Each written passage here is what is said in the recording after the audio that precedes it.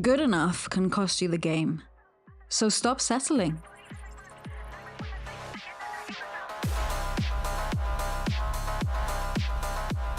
Wifinity is built for real life on base, so you can game without compromise.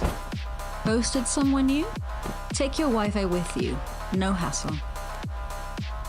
Get fast, reliable Wi-Fi with Wifinity. Use code BFBS50 to get 50% off the first 3 months.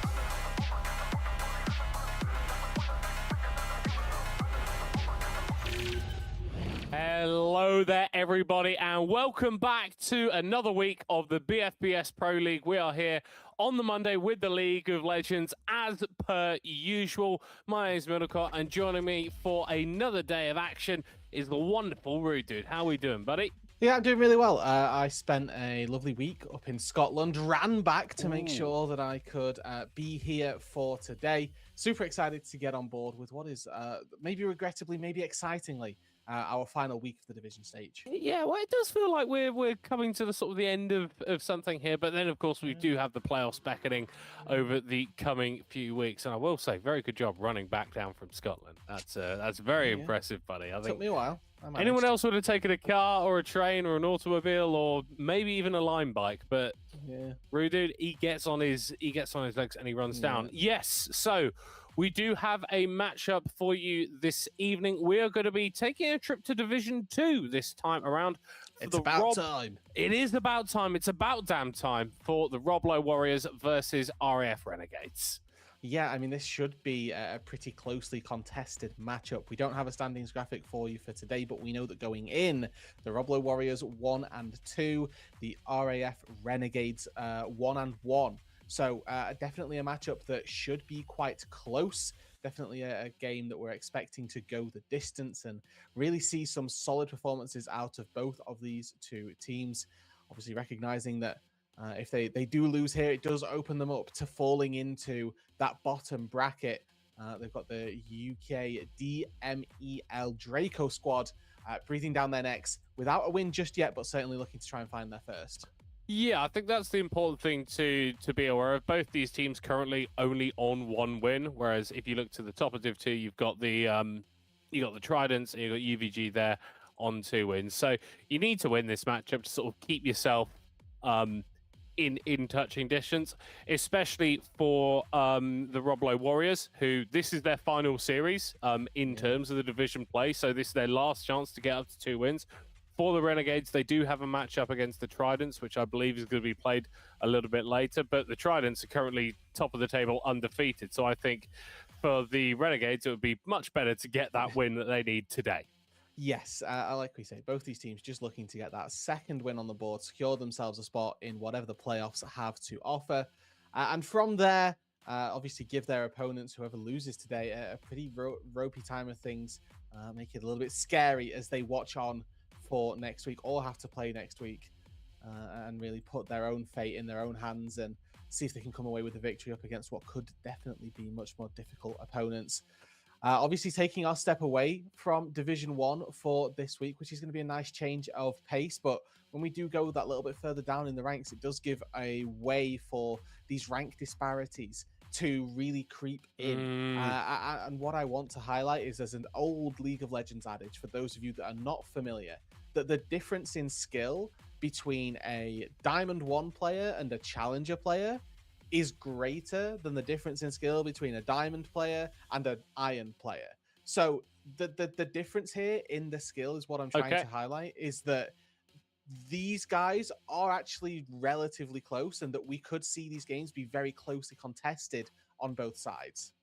Yeah, I think there is a potential spanner that can get thrown into the works. I believe the RAF Renegades, I just need to double check with production that it is the Renegades, have got a Diamond 1 player substituting in who is going to be playing off-role, we've been led to believe, but obviously the level of these teams is much closer to Emerald, so there is the potential for that to be quite a defining factor for this series, and could color, I think, a lot of what we see in our games. Potentially defining, potentially one-sided, if we just want to be open and honest about the situation that we've got at hand. But I think that both of these teams are just sort of expecting, or rather excited for the fact that they get to play on the night, that they get to take these games, and that you want to be able to take a series, you want to be able to play the series more so than anything else. Nobody's having any fun if you just say, well, we've both agreed, or one team said we can't have this substitute, the other team has said we want the substitute, so we have to FF, and that's just no fun. Well, you know, so it's something that you really, really like to talk about is the community nature of this, and how, yes, it's about winning. In some way, shape, or form, it's about winning. But I think for a lot of these guys, it's just better to be playing the games. It's much more fun to be in the sort of 5v5 environment and have to worry about stuff like drafts and be playing League of Legends in a more macro team-focused way. Because I think when you're playing solo queue, League of Legends can really weigh you down. But when you're in like a good environment with your mates, you're chilling, even if the game's not going amazing, I think it's so much more fun. That's exactly the point, isn't it? That these guys are just here to have some fun, to enjoy themselves as well. And nobody really wants to say, yep, we're not going to allow that. You have to FF the series now. And that's just, it's not in the spirit of what we've got here.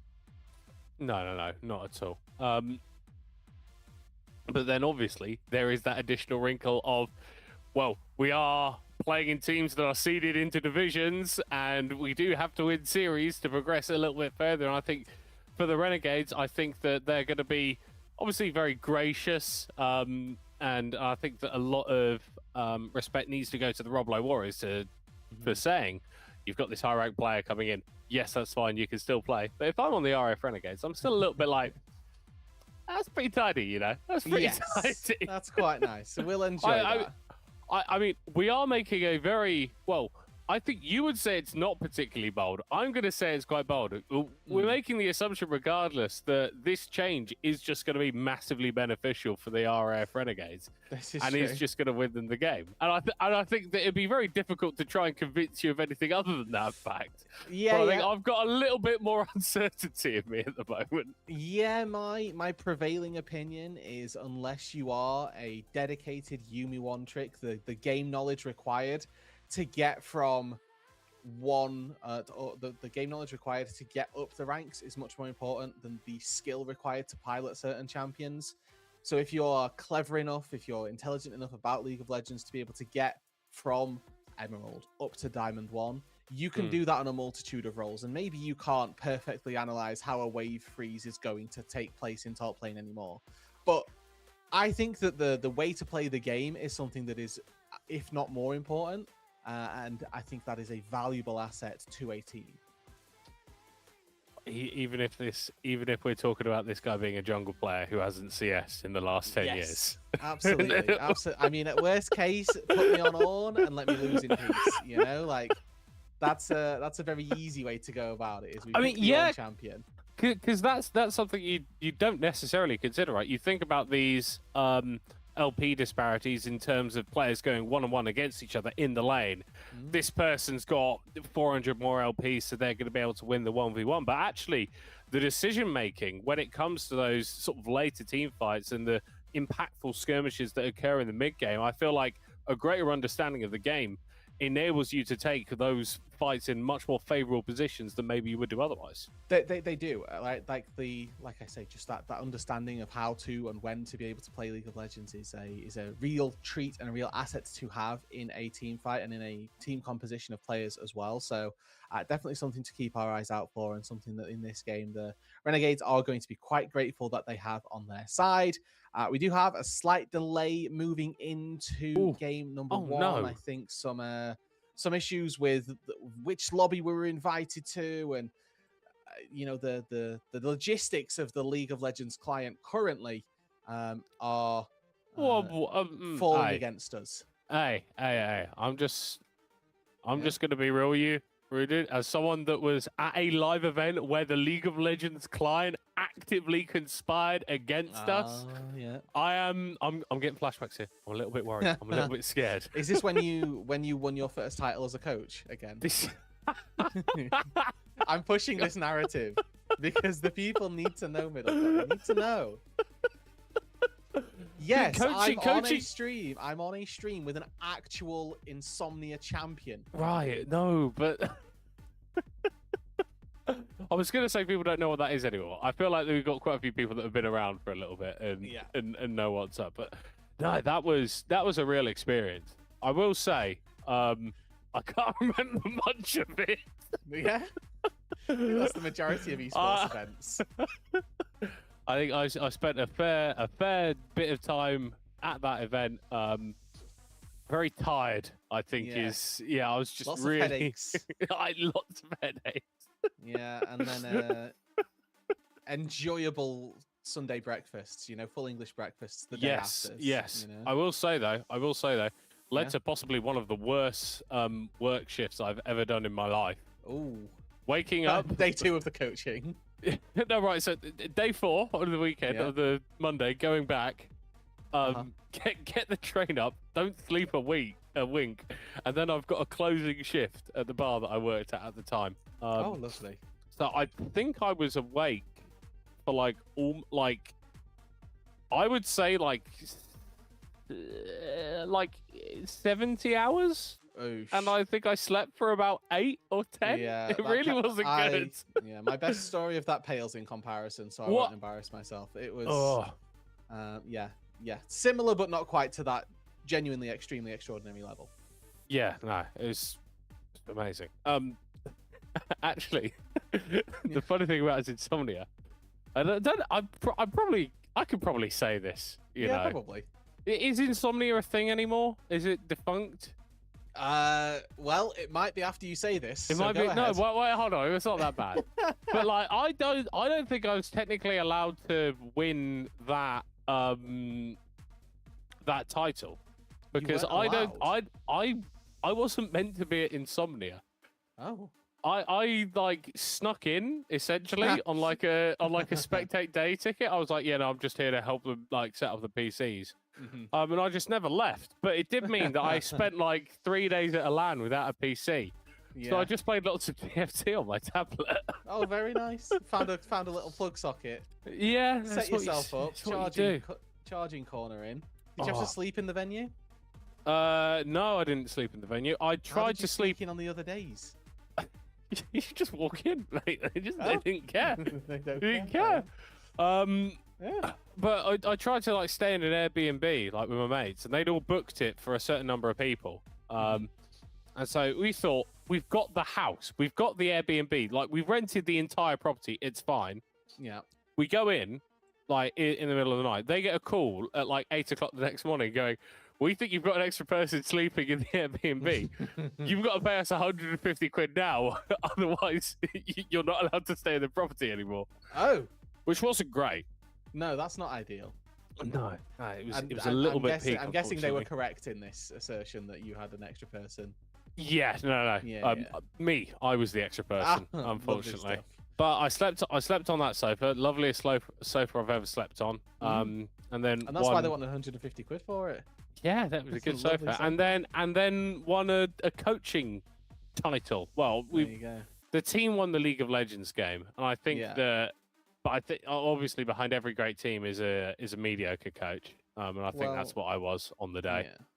Oh. Behind some great teams is a mediocre coach. Behind this specific team was a champion-worthy coach. Is You can't say this. I got job offers after Yeah? that tournament, and all I did was I stood behind the team, holding my tablet with a headset on that wasn't plugged into anything, pretending to be like I the placebo I don't get coach it. is the deadliest. That Like is. I offered nothing. I offered nothing but a warm body that was able to pretend to be a coach. Are you down with that, Rudy? Yeah, I'm a well, little this is bit the down with second that. time that production have asked us to stop talking, so I think Yeah. we're going to stop talking. We're still working out where we're going and which lobby we need to be in. I think we know where we need to be. It's just that there's a little bit of a delay It's with the about startup. getting there. It's all It about the is. journey. It's all about the journey. So we're going to cut to a quick break, everybody. We'll be back with the game as soon as possible. Don't go anywhere. We will be right back.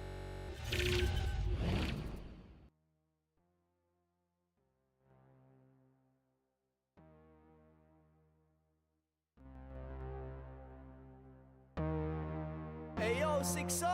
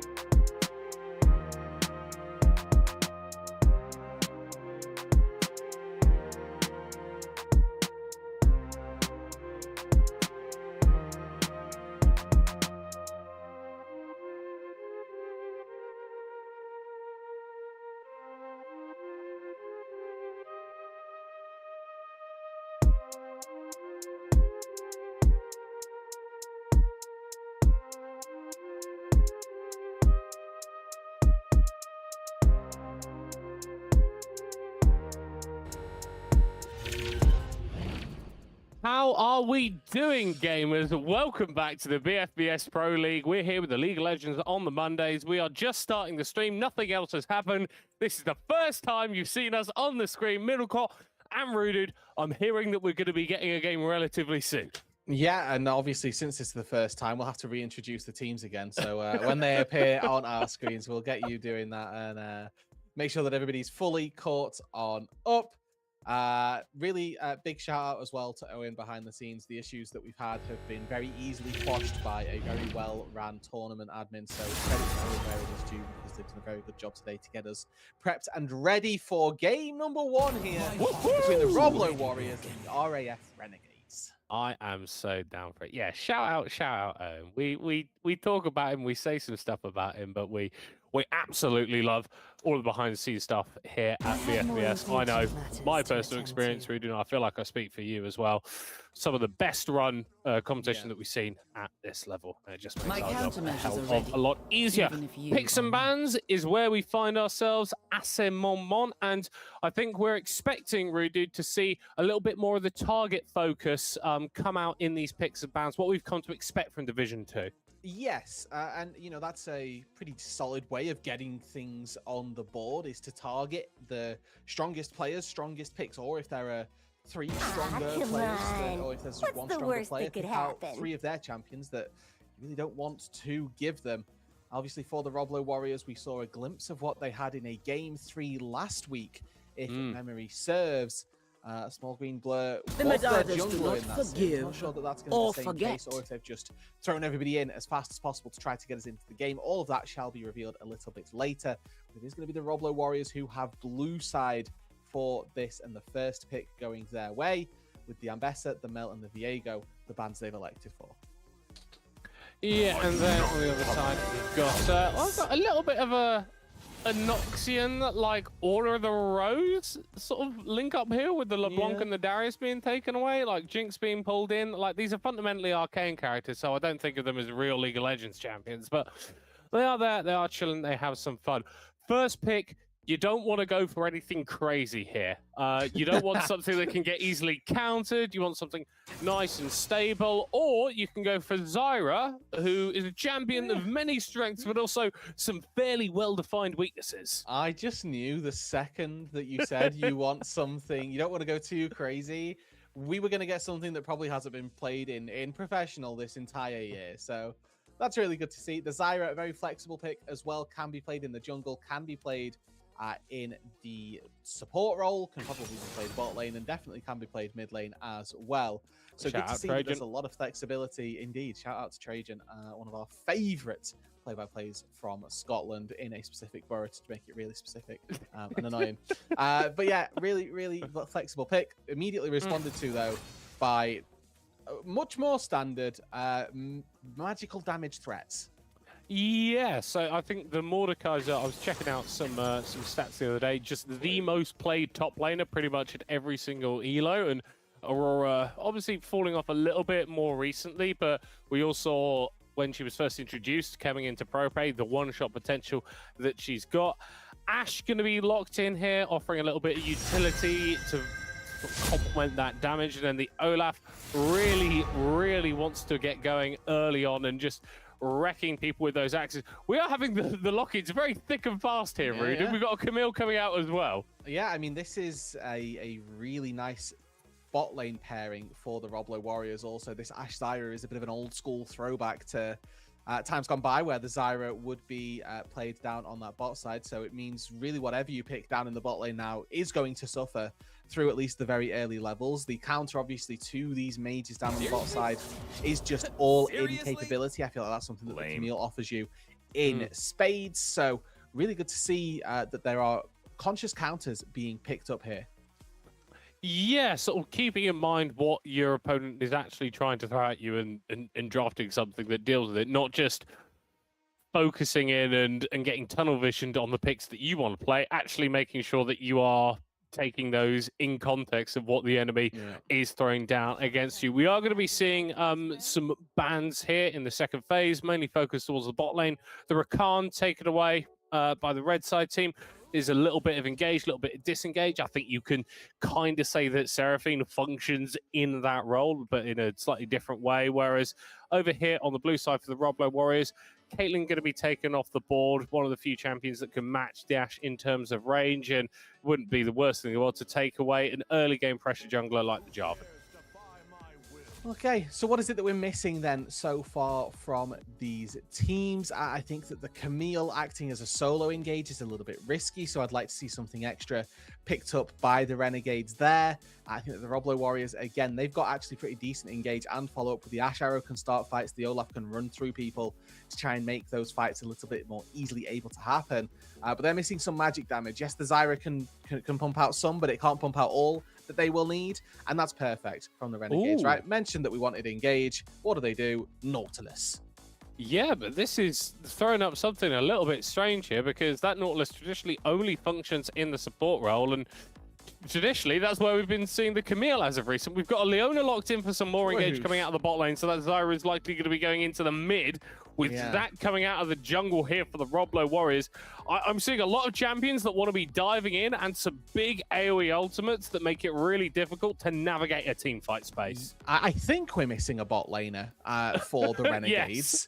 That's the prevailing opinion currently, that they need somebody to do consistent DPS, and I wouldn't mind them taking something defensive or something that is just going to try to go toe-to-toe here with the Ashe and Zyra in the lane. MF Nautilus, a very powerful bully lane, if they can get past the Ashe Zyra poke. I do think, though, this game that the MF is going to struggle playing up against double tanks in the Zac and the Leona, and also an Olaf charging at you. This is not going to be an easy run thing for the AD carry this time around. Yeah, but you got to remember, man, the reason that people have been picking Ashe versus Misfortune versus Zyra for over 10 years. I'm talking about Rocks Tigers. I'm talking about Gorilla. I'm talking about taking down those plants in one shot. I don't even know if that's how it works anymore. But whenever I see that interaction, that's just the first thing that comes into my head. Yeah, so the Misfortune passive, your first auto attack does a second instance of damage. With the way that the Zyra plants work, they take 2 hits of damage to fall.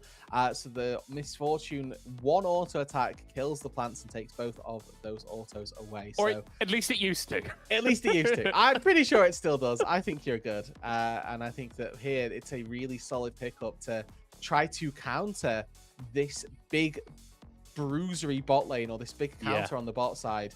Obviously, we have to remember the Zyra isn't actually bot lane. The Zyra got moved into the mid lane. So the Leona getting picked up there is going to be a real good swap around, and sort of gives them a slightly better opportunity through the laning phase to succeed. But even still, the Ashe and the Leona can go quite hard in the early stages of the game. Yeah, I think that in lanes like this, I think you can look at the support matchup, and that gives you a little bit of an indication of to how things can go. Leona can't really stop Nautilus engage. As soon as he lands that hook, he is pretty much there to go. But Nautilus, with that dredge line, if you time it properly against Leona's Zenith Blade, you can interrupt that and walk on out of there before she gets a chance to auto-attack you and stun you. So there's a slight advantage there, I think, in the minutiae, but I think ultimately it is going to come down to who gets picked first, who's getting control of the lane early on, which would then facilitate those engages once we hit level 2, level 3, and subsequent. Yeah, exactly. Getting those level leads going to be crucially important. We do have a spectator delay, so we're going to just talk you through the rosters as best as possible and get some highlights on what these teams have been able to accomplish, maybe not thus far, but what they will be able to accomplish through this game, all being well, of course. And we talked a lot about that bot side. I'm going to try and talk a little bit about the mid lane here. We've got Aurora versus the Zyra. Again, I think that with the way that the Zyra plants fall through instances of damage, it could be quite good for the Aurora to be able to get a couple of Qs through, plus an auto attack. Might then mean that you're in a pretty decent position to secure plant takedowns without too many problems as the Aurora. But it's a champion that tries to play either at quite long ranges with the tricksy nature of her E and the Q at range, or wants to get in there and use the ulti to really play around, where Zyra doesn't really have the flexibility that Aurora has, plays at mid-range, and that's about it. Yeah, which is relatively far away, but I don't think completely out of the range of the Aurora. I don't think completely out of the range of something like the Camille or the Nautilus. And it's the sort of inherent flaw with Zyra as a champion, why we don't necessarily see her get played all that much, is she just stands there. Yeah. And if she doesn't land the spells that stop you from killing her, she is so easy to take down. And she's not even got that cool-ass passive anymore, where she could shoot a dart at people. that was such a cool passive. I really missed really that. Cool. Is Zyra in League Classic? I feel like she was released like post it. I would love to go back and actually play some no. League We Classic cannot be Zyra, talking. but... We cannot be talking about League Classic. What do you mean? Udyr is the first champion released after the original 40, and we don't have old Udyr back on League Classic. What are we saying? That is just. It just doesn't make any sense. So for those unaware, Middlecott, a former Udyr one trick. What, 880,000 mastery or something? Yeah, when it was cool to have mastery as well. Gone up by about 10k since the rework. Yeah, it's too many buttons now. It's too much. Riot Games stole something from me on the day they reworked Udyr, and I don't think I'm ever going to get it back if I'm being perfectly honest. They had like a trend, a little bit of a habit, where champions would start to see prevalence in their like old state, but they'd already worked on a rework because they thought the champion wasn't getting anything. So they did it with Udyr. They did it with Aatrox as well. Yes. Where Aatrox got this big It was great rework. for 2 patches. Yeah. Then it got reworked. Oh, well, not something that we're going to have to worry about in this game. I'm sure none of the champions are going to get reworked as we move through. We've got... Let's hope. I wouldn't put it past them. We got the Roblo Warriors on the blue side and the RAF Renegades on the red, and we have got early advantage going in favor of the RAF Renegades. Doesn't look like Marley is quite as awake as he would like to be in this game. So the monitor button's on the bottom right of your screen, and then you can start clicking. There we go, lovely stuff. Alrighty, and just to take a look quickly at the compositions here, Big A is the substitute in for the Renegades, who is a slightly higher ranked player than the majority of the people in this lobby, but they have been told you have to off-roll, so they're playing top lane. And importantly, they're playing top lane Camille here, which isn't a pick that we're so used to seeing in the current year, with a Mordekaiser jungle for one of the best names I've seen so far, Sharticus. Sharticus, that is fantastic. That feels like a nickname that has been gained after a night out. And I don't want to ask any more questions about how that came through. But yeah, the Camille is a bit of a rough one. Sort of early game, not particularly strong, quite easy to go in for quite aggressive trades on to her, but that's where you're anticipating that Big A is going to have a little bit more of that game knowledge, and even if they don't necessarily play top lane a lot, understand the sort of core concepts of laning that work basically everywhere. Yeah, it's the...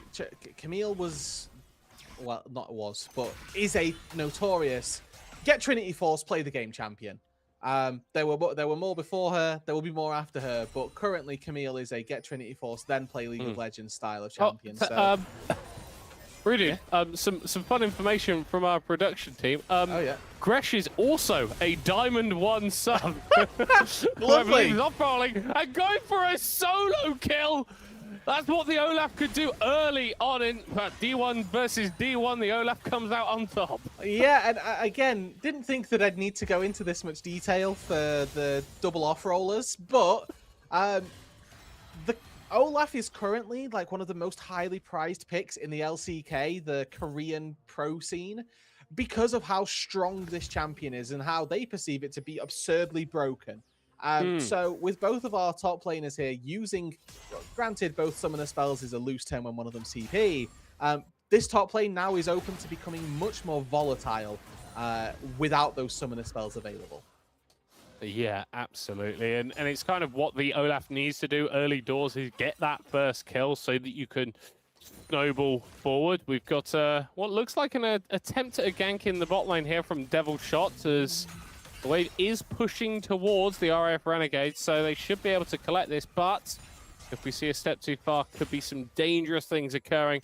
Does look like the Zac isn't going to be going for it, and it's just making sure this wave can get shoved in, although charging up the elastic shoot shot now, looking for Calvi, who flashes away.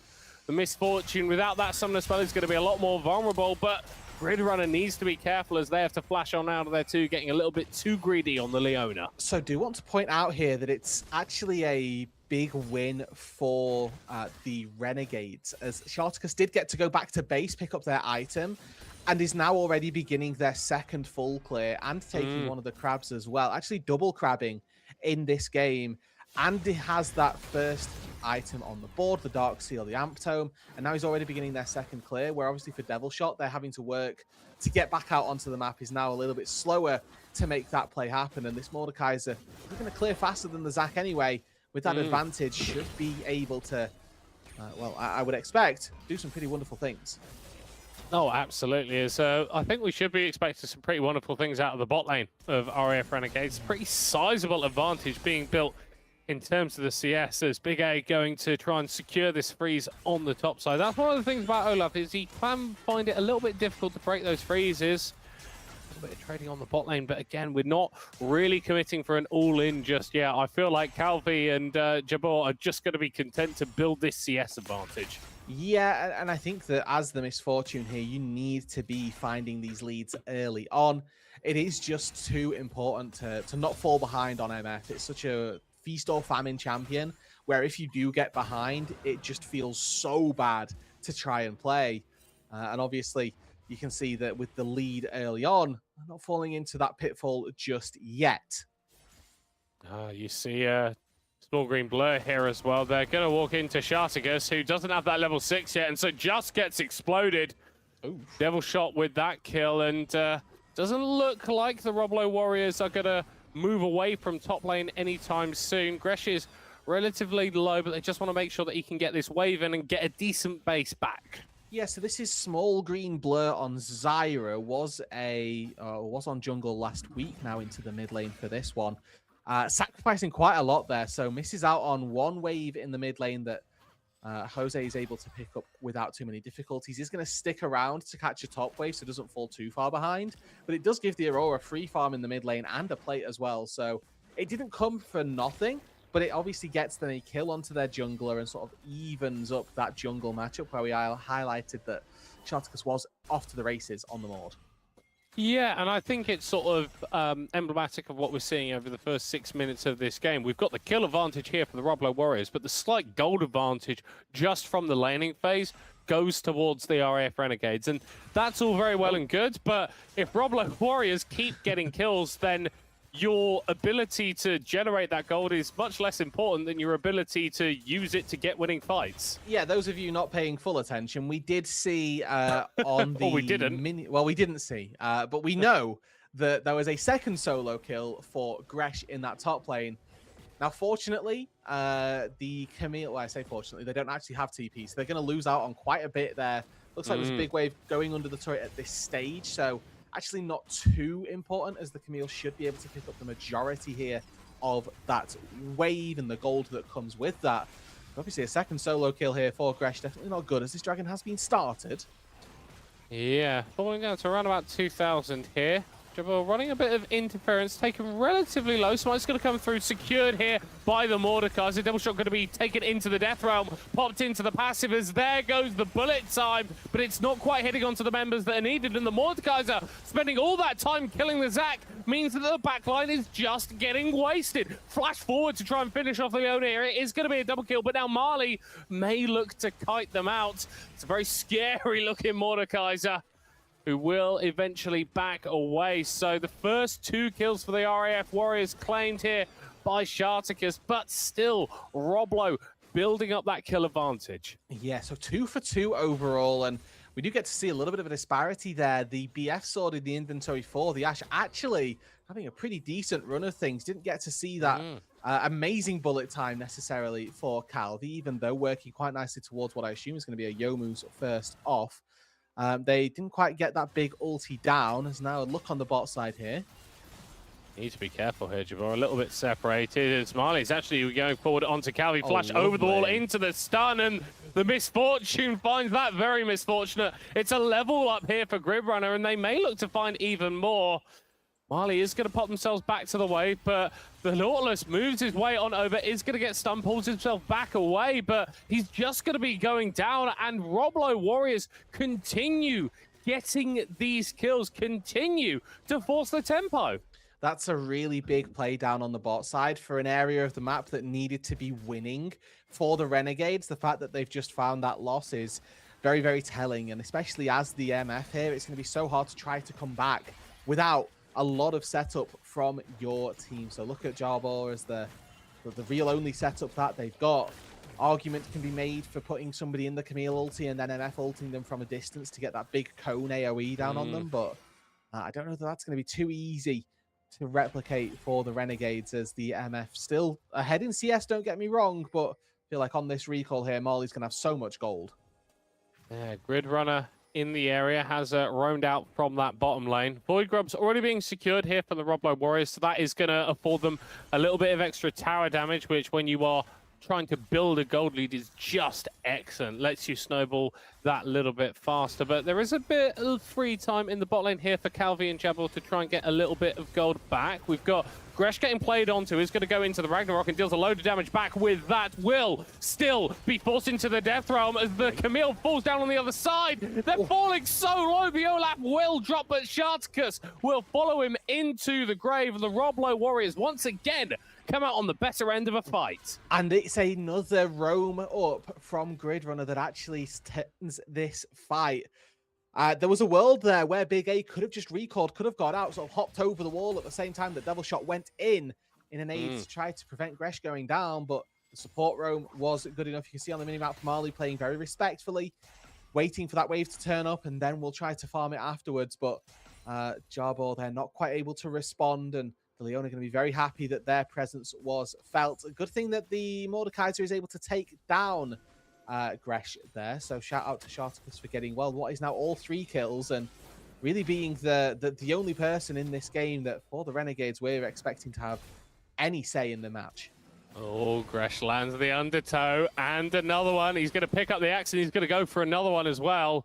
Big A actually able to respond with a fair bit of damage, but the difference is the Olaf can just heal it all the way back up. That damage sticks on the Camille until she goes back to base and returns to lane, as we've got Arrow hitting into the mid lane, into the snare, into the ultimate. The damage not quite there though, and this is one of the issues you can have with Zyra. Doesn't really have all of it going on unless you've got a load of plants spawning, attacking someone at once. It's not quite a Syndra, is it? You know, if that's a Syndra that sees an Aurora stunned underneath the turret, odds are that's death. That's a pickup. That's a freebie for Small Green Blur. But the Zyra just not quite fully able to get that damage down. It's a good chunk out. It does mean that Jose has to go back to base and TP back into the wave. So loses out on a summoner spell, don't get me wrong. Oh, well, it could have been. Ragnarok available for Gresh. They're going to go CC immune, but honestly, I just don't think they've got the sustain. They try and force themselves onto Big A, but Sharks is able to slow them, pull them down, and it's kill number 4 for the Renegades, kill number 4 for this Mordekaiser. And if he keeps getting them like that, he could carry his team to victory. Absolutely could. I mean, to be fair to both of these top laners here, some very fancy feat. Gresh dodged out on both of the Mordekaiser spells. Big A dodged out on all of the axes that went down as well, so allowed Big A to actually survive that one. Nice to see here from the Roblo Warriors using that bot lane priority. They are in position for this dragon the second that it spawns. We can see on the minimap Sharticus looks like they were booking it through from the top side river. It's just going to be a give. They are conceding this one. As it's that bot lane prio, that advantage there that's giving over enough control to secure what is now their first dragon here. Yeah, and if you are Sharticus, you're not really too concerned about this. A Chemtech dragon isn't seen as the most prestigious of drakes, and it doesn't propel the Roblo Warriors closer to a win condition in the form of a soul in any sort of realistic way. I think one of the problems that you are going to have, and we're seeing it in the mid lane, is these towers. And if those start falling down, it becomes really difficult as the Mordekaiser specifically to find angles where you can flank around and you can sort of make up for your lack of mobility by appearing in a place that the enemy team isn't expecting you to be. Yeah, and especially with the grubs as well, it does just make it super easy. Oh, well, that wasn't expected in any way. Well, Camille's got Trinity Force. There you go, play the game. Oh. I But like do you know it when a what? plan comes together, to be honest. Yeah, I said, didn't I? You know, hey, you get Yeah. Trinity Force, you play the game. Got Trinity Force, played the game. Lovely Yeah, stuff. and I think Sharkus is going to be appreciating this as well, because as well as they've played, it's a lot easier to win a League of Legends game when someone else is getting kills as well. You know what? That's a certified middlecock coaching moment. Yeah. When Rice hits level 2. Oh, let's not. There might be the potential for something in the bot lane here. Marley does have a fair bit of power on this Ashe, and Calvi, it's not the Yomis. They've gone for the hubris. It looks like as Big A potentially being caught out here, but has Sharticus in the area. This Mordekaiser has been farming up an absolute storm. Yeah. Pretty ridiculous the amount of gold that he's been able to get in his back pockets. As Small Green Blower is looking to equalize the tower score in the mid lane. Might not get it on this wave, might look to get it on the next, as Gresh has been locked in with the Mordekaiser. He's fighting up against the Camille now. The Ignite is burning and will take her down, but Sharticus is able to get kill number 5 nonetheless. Yep, and it's another pickup, and this Olaf, if it's going to try to be the big carry in this game, kind of needs to stop dying. You know, call me crazy for thinking that one's going to be a newsflash for people, but you need to be getting farm. You kind of want to get this level advantage. Such power from the top lane in the current season comes from being able to generate just masses and masses of experience to get to level 20 and curb stomp anybody that comes in your way. Sharticus now starting up this Herald. It's fully spotted out by Devil Shot, but here there's a 2-level disparity. Bro, do not go for that one, my friend. Do not go for that one, my friend. He's going for that one. He's going for that one. No way. Wow. Sharticus not able to secure the Herald. Devil Shot steals it and gets on out of there. That is a very bright spot here for the Roblo Warriors, as they might even get a better one, as Sharticus is taken low by Gresh. One traded back, as no, the Zac just popping into that passive, so as long as the Olaf is able to fight up against the Camille, that Zac can come back to life and contribute to the fight. And Ashe ult a little bit too late there, but that is a big win for the Roblo Warriors, as never mind, Marley's just died in the bot lane. The enemy Eddie Carey's died in the bot lane. Let's go down here. Supportal combat at its finest. A red buff offering quite meaningful damage here for the Nautilus, despite being a level down. No one else is really in the area, so it's all up to these guys to hit each other as hard as they can. I'm going to be honest with you, Rude. I don't think they're going to kill each other. We're at that point where the supports are a little bit too tanky, as Big A not quite tanky enough. By saying that, he is just about escapes on a slither of HP. We have got action all across the rift, Rude. Please help me make sense of it. Well, currently it's dead even here. We look at the scoreboard, 12-7, but actually the gold speaks a different story here. It tells us that both of these sides have got strengths in different areas of the map. Both of our top laners independently strong in their own rights. There's a strong lead in the mid lane and in the bot lane, though, for the Roblo Warriors. We can see that the Ashe, well, actually behind the gold, but I what feel is going on? I feel like the Ashe being even in gold is almost ahead. It's equivalent to being ahead as an Ashe versus the Misfortune here. Okay, this is not great here for Javert. Lockdown in the enemy jungle, gonna get hit by the Leona as well, and it's much easier to go down on the Nautilus if there are 3 members of the enemy team. Why don't we make that 4, as Dresh is just gonna pick that one up with a reckless swing. Jose flashing away to escape from those ultimates. A lot burnt by the Roblo Warriors, but just the 1 kill. Yeah, pops the ulti down just for good measure as well, to make sure that they could get away if there was a follow-up, if there was an extended chase here. Does it look like we've got a pause? Notice that Marley had disconnected and was heading back to base. Walking towards the base, which isn't the usual method that AD carries like to return there. I feel like this is a pause at a relatively good place. Yeah, it is. I feel like any place, to be perfectly honest, Rudy, because this game has been more than a kill a minute. We are fairly even as it stands. Give us your rundown. Give us your overview. What's looking good for these teams? What's looking bad? So I do still like the Roblo Warriors' position here. I do think that overall the scaling aspect does go their way if they can protect Marley. Now, that's a very big if here. Camille, Mordekaiser, 2 single target ultis, like focus one specific target kind of champion. Obviously with the Nautilus as well, that's a pretty big deal. So Marley getting protection is going to be very difficult. as well as very important. So we'll see whether or not they're able to make that work and if they're able to keep their AD carry alive. Because I don't think the damage from the Zyra is all that much. And then that X factor of Gresh in the top lane is going to be the thing that we need to take a look at. We have to keep our eyes out for how well he can navigate this game and whether or not the Olaf is going to be that X factor that carries the Roblo Warriors over the line here.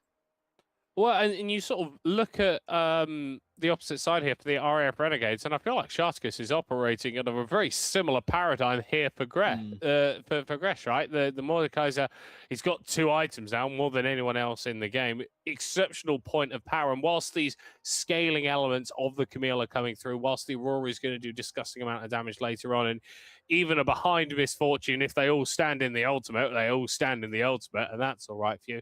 This Mordekaiser needs to make it happen. I think he's in a decent enough position to do that because of how aggressive the Roblo Warriors want to play and have to play in order to enable their comp. But I do wonder that if they finds themselves, if Sharkus finds themselves in a situation they're being kited a little bit, it could be quite difficult for them to actually be effective as a champion. And think about how easy it is for these melee champions to get through this front line, really.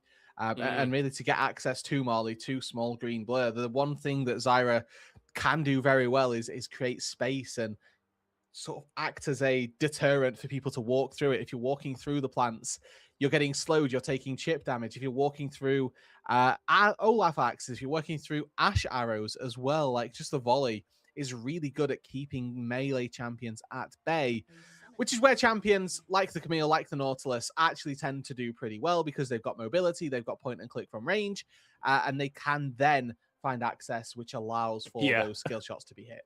Yeah, we describe all of these things as really big problems for a Mordekaiser, but they are completely bypassed by like 3 other champions on your team. And if you take the Ash the Zyra out of the equation, Mordekaiser is going to be pretty happy to kill everyone else on the team that remains. Now, unless my eyes doth deceive me, Rudude, I believe that Marley is reconnected for the game and that we are back on. So top lane, I think this split push as well is something that we haven't had a chance to touch on, and we won't get to really. Big pause moment. Big pause moment. We've got the bug, and then it looks like there's going to be a fight after this, Rudude. So do you want me to take it? Yeah, I think that'd be best for everybody. Yeah, no, I think that would make a lot of sense. Come on, guys. Can we just get the fight going, please? There we go. Grid runner 6-6 going forward onto Sharkus, who's immediately going to pop them into the death realm. And as soon as they come out of it, they're going to be aggressed on by 4 members of the Roblo Warriors, chasing down Grid Runner, and they are going to be able to get the kill on the Leona, but as soon as they pop out, they pop down as, well, it's actually a bullet time used there. The ultimate going wide there from Marley, maybe still having a couple of connection issues, but all of this time in the mid lane, Big A has just been getting a little bit of a shove on. Yeah. And meanwhile, Gresh is going to be caught a little bit here, but I think the Camille needs to be quite careful. I think this is kind of it was actually what I was alluding to before the Drake started, is how this Camille is going to play like Tryndamere, where I don't actually want to fight anybody. I'm just going to hit turrets. And I think that's a real clever way to play in these sort of lower elo games. I know I'm talking about elos that are like actually pretty decent, but not master lobbies. You can very easily get away with that. Sorry. Well, you can. It looks like you can get away with that. We'll see whether or not. Oh, another turret. Okay, try again. Take 2. Yeah, no, I think they didn't want to use the shove on the turret as well. Sharkus is going to be using ult relatively soon. He's going to get pulled apart though by Devil Shot as Jose is going to be caught in the mix as well. Gresh with that kill, and the theme of this game has just been the Roblo Warriors being a little bit better when it comes to the fights, but this is what you got to look out for, you know. Big A playing this Camille like a Tryndamere, just going for the split push this time, and yeah, you got 2 kills in the mid lane, but losing this tier 2 tower on the top side is basically equivalent to that. And Marley, I'm going to be real, like, they need to be quite careful because the Camille has quite a far range of extension. She can go for this play, she can cut you down. And in 30 seconds, Rudude, this Camille has become a massive problem. Yeah, and again, this is Big A coming back from double solo kills as well. So really shouldn't have been in this position given how their game began. But credit to them, has been able to come back beautifully here and is now a real threat on the map. The score might not lead you to believe that, but now with Ravenous Hydra there, they've also got the sustain to try to go toe-to-toe with the Olaf. Yeah, and, well, I was going to say that now they've got some true damage. The Olaf always had a little bit of true damage, but the Camille's feels just a bit more impactful. In terms of the structures, we have got both of those top lane towers being taken in favor of the RAF Renegades, who were also able to knock down that bot lane tier 1 and have only lost their mid lane tower. And to be honest, losing your mid lane tower until those outer towers in top lane and bot lane start falling as well doesn't actually make the game that much more difficult for you. Not all that much. So we'll see whether or not the Renegades can capitalize on having this split pushing Camille, whether the Roblo Warriors can find a way to manage that, because I think that's something they've struggled with up till now.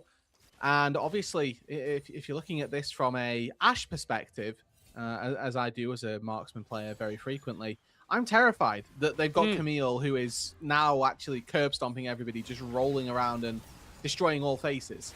Oh, Shartikus needs to be careful here. Marley's going to get caught out and hit with a curse of the, well, bullet time as he's taken down there. Shartikus fighting up with Devil Shot as we've got that Leona just dropping down so easily in the top side. And for all the good things that the Roblo Warriors were doing, they've just fallen apart inside their own jungle. Big A going forward, but isn't going to be able to find anything more. And that is 3 kills with no reply for the RAF Renegades out of what feels like nothing. You're quite right. It came from nowhere here. Just a cheeky red buff invade. And they're going to get the Baron as well.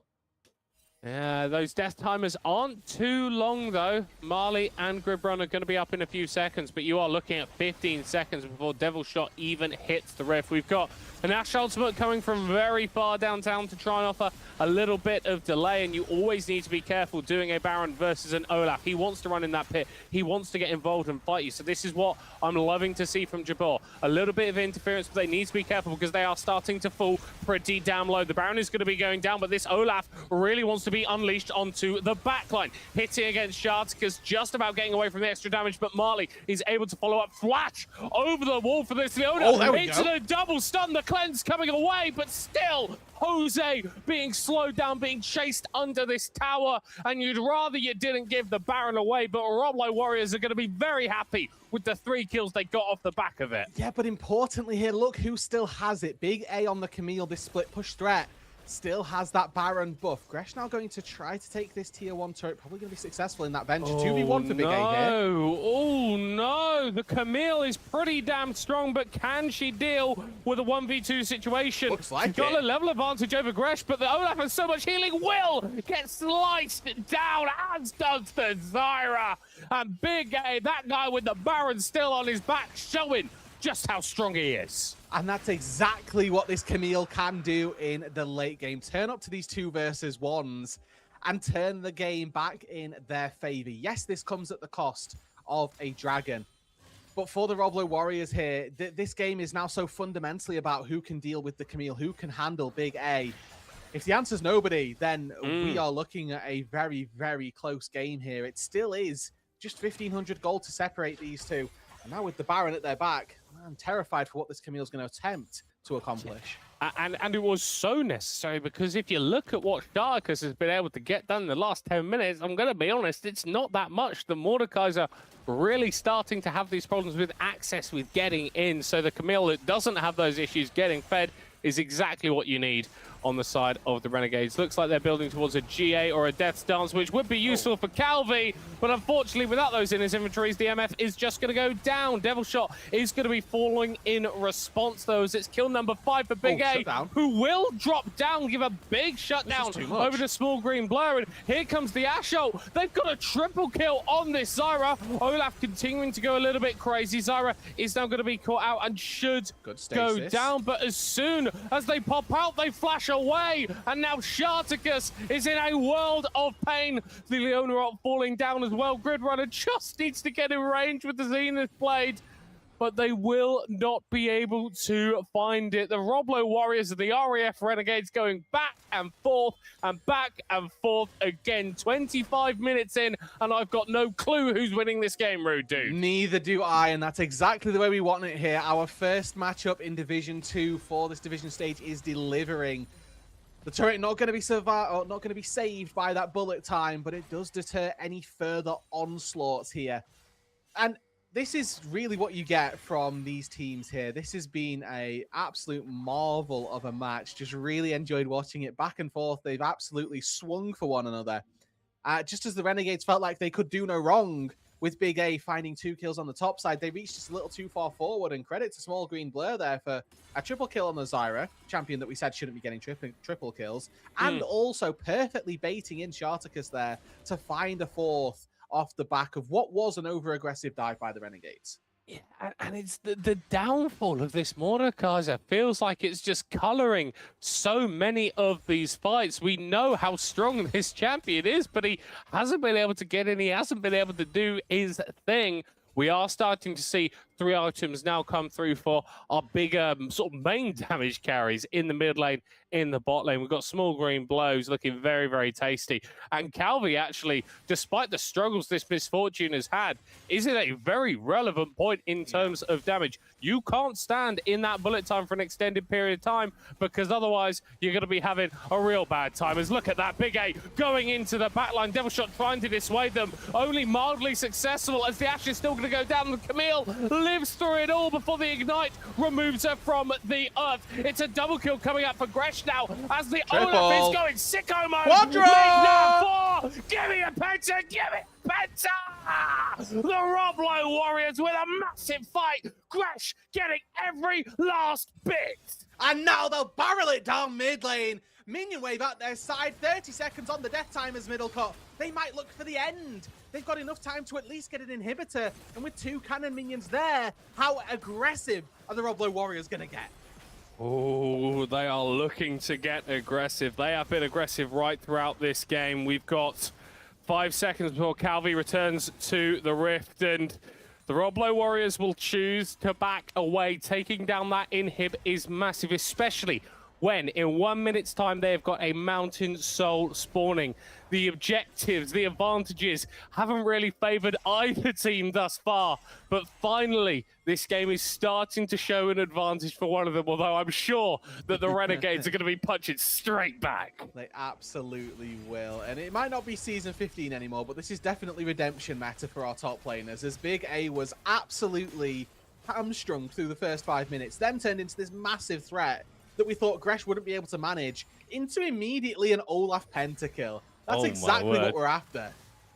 Ooh. Hook doesn't mean a full engage here, as we're now posturing around a very crucial dragon here. 15 seconds on the soul for the Roblo Warriors if they can get it. And that's going to be a real big ticket break point for really everybody here, especially in MF. Again, this champion that really struggles in the late game, trying to play up against the Mountain Soul is just nigh on impossible. Hey, do you know what? More resistances, more shields. Calvi burning his flash as well, a little bit unnecessarily there. Something to worry about if you are the RF Renegades. Ashe ult going wide. We're looking for an engage onto Sharticus, but not quite going to find it. Ultimate going on to Small Green Blur, and the Zyra completely isolated. Has time to go golden, whilst Big A is distracting the rest of the team on the other side. The MF ult comes through. It's a big pullback as Devil Shot finds his way into the backline, as does the Olaf, but he will go down. The health bars are so low on both sides, but what did we say? The RF Renegades were going to punch back, and they have done just that. Soul will be denied. The game goes on. What do I even say after that middle cut? We thought, okay, big 5 for nothing. Surely the Roblo Warriors will be able to take the next fight that comes from this, but no. It was a massive fight here, this time for the Renegades. It's a denial of that Ocean Soul, and now they're feeling like they can head towards the Baron. I think this might be a step too far. Small Green Blur's got teleport to get back out onto the map. They don't have a lot of consistent damage here.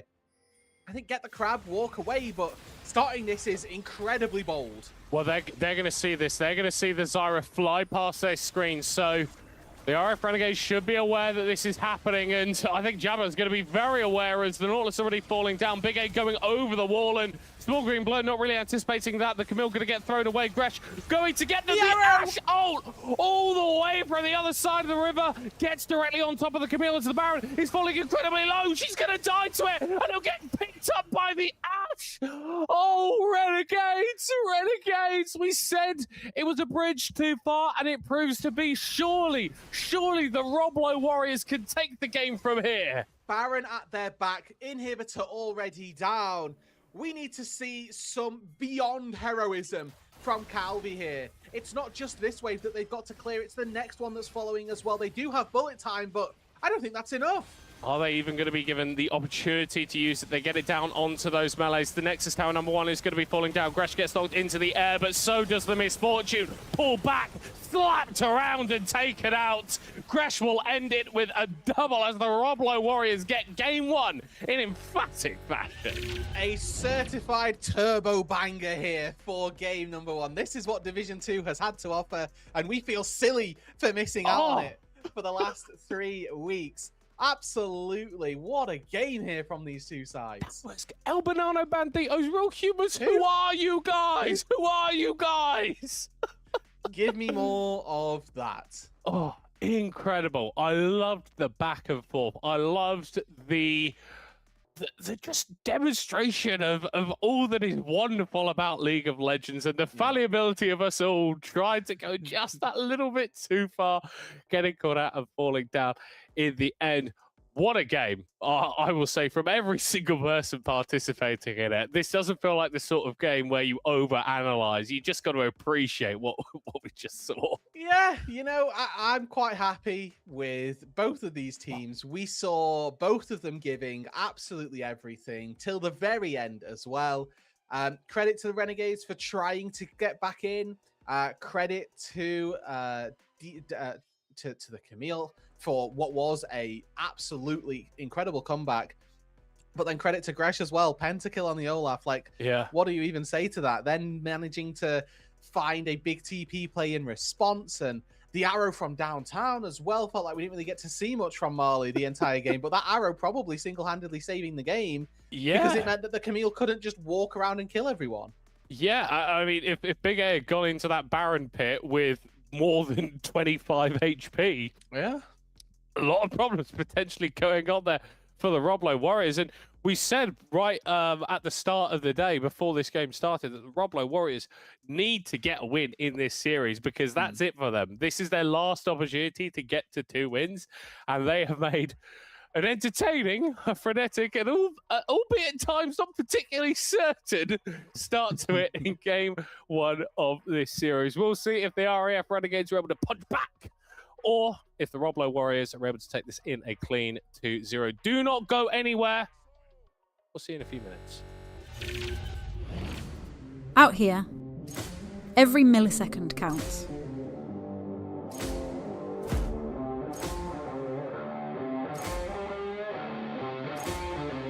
And in here, every millisecond counts too. Never let delays ruin the action.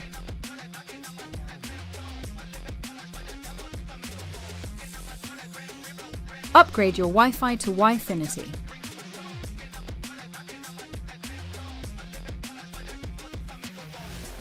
Use code BFBS50 to get 50% off your first 3 months.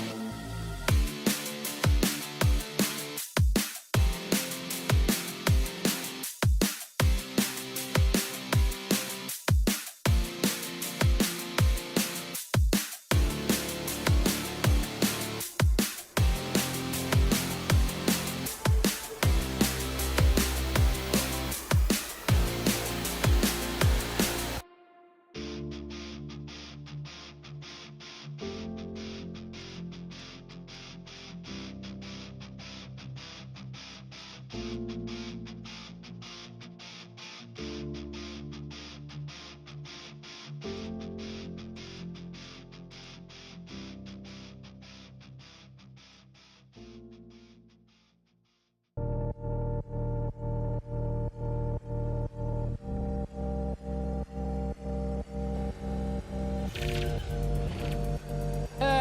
there, everybody. Welcome back to the BFBS Pro League on the Mondays here with the League of Legends. The best game that we've seen potentially has just graced our screens before the break. So if you weren't here to catch it, sucks for you. Anyway, game 2 coming up between the Roblo Warriors and the RAF Renegades. The Roblo Warriors with match point in this series, but I'm going to be honest, Rue, dude. I feel like we saw enough decent stuff come out from the RAF Renegades that I wouldn't be too worried about losing that first game if I'm them. No, I think they've got a good enough chance, like a very much good enough chance to show us a win here in game number 2. It was completely up for the taking in game number 1. It really did go down to the wire. It was one final team fight. It was how you'd want a League of Legends game to be. So for the Renegades here, let's see it. Let's see them now have a chance, have a showing, and really put on a show. Yeah, and I think if we're going to be talking about a couple of players from the Renegades, I think we should be focusing on Big A and Sharticus. Sharticus had an absolutely wonderful early game, but then really struggled to sort of translate that as we got a little bit later on the Mordekaiser. And I can almost say the exact opposite here for Big A on that Camille. Didn't get much done early, but became a real threat and was very, very scary as we got a little bit later on. So I feel like we need to see a bit more smoothness from the Renegades, where those early game carries are being enabled as we're getting a little bit later, whereas the late game carries aren't having such a rough time that they struggle to recover from in the early stages. Yes, it's about trying to find that nice balance, really, isn't it? And if they can do that, then expectation is that they should be able to do pretty well here. In this second game. Looking at some of the bans, though, I don't believe the Xayah was a ban in game number 1, but it's hit the ban table here for game number 2, which maybe tells you a little bit about how they're looking to maybe try and take a draft here. Xayah notably very good at one thing here. Yeah, very good at being engaged on. Yes, and not dying, most notably. Yes, no. I think most AD carries are very good at being engaged most AD carries are good at not being engaged on. However, Xayah as an AD carry does relatively well, stopping that from being a problem. Yes, which is great for her. What do we see? We saw we saw a Darius last game. We'll see a Garen being banned away this time out, and I think that we should be expecting rather a lot of that focus to be towards the top side. We saw Big A really perform very, very nicely, as did Gresh on the Olaf, and I think that despite off-roll shenanigans and what have you, that's clearly where we've got a fair bit of strength in both these teams. So I feel like actually for the Roblo Warriors who are now on the red side, that counter pick that you've got, that last pick, you could save that for top and try and get yourself a very, very nice matchup. You definitely could, and especially since we saw top lane be such a prevalent part of game number 1, it's a strategy that I would implore them to consider at the very least. This, however, a ban that we did see in game number 1. It was in the second phase, but the Jarvan, the first pickup here of the game, is going to go for Sharticus, presumably into the jungle. And the response coming through here of the Jinx Morgana, very swift, although do have a couple of questions. I'm immediately thinking that the Jarvan versus a Jinx is actually quite a nice matchup, because he can get her in that Cataclysm, the ultimate, and she can't really do anything to get on out of there. And the Morgana is great at denying a lot of CC, but building walls around a champion isn't really something that the Black Shield could deal with. Yeah, it doesn't come with a demolition contract. No, it does not. The Black Shield. So I'm inclined, Middlecott, believe it or not, to agree with you here that this is actually a pick that we may yet see bite the Roblo Warriors a little bit later on. But the Caitlyn does get locked in here for Calvi alongside the looks. And it's just, I mean, it looks good on paper, right? Let's talk about that. The fact that, I love this pick as a spicy pick. But how do I feel about Lux versus Morgana? less inclined to think that that's going to go well, you know? And that's what that noise represents. Yes. Less inclined to is. think it'll go well. Well, actually, rude dude. Let your expectations be damned, as that Morgana is less likely to be going into the bot lane with the Thresh picked up. And I'm going to be real with you, I feel like the Thresh matchup versus the Lux isn't as favorable as the Morgana one could have been.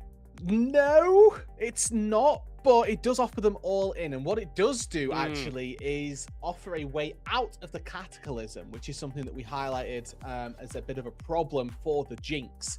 The Lantern is going to be a pivotal cooldown here to keep our eyes on, as if you've got that nearby the Jinx, you can get out of that Cataclysm. If you've used it for any other reason, bad news bears, the Jinx is likely dead.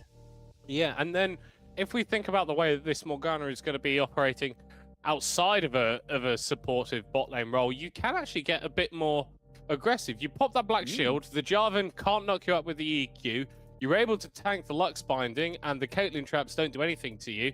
You can kind of mosey your way into the backline a little bit there, get that ult line, stun everybody, and then the Jinx is free to reset to a heart's content.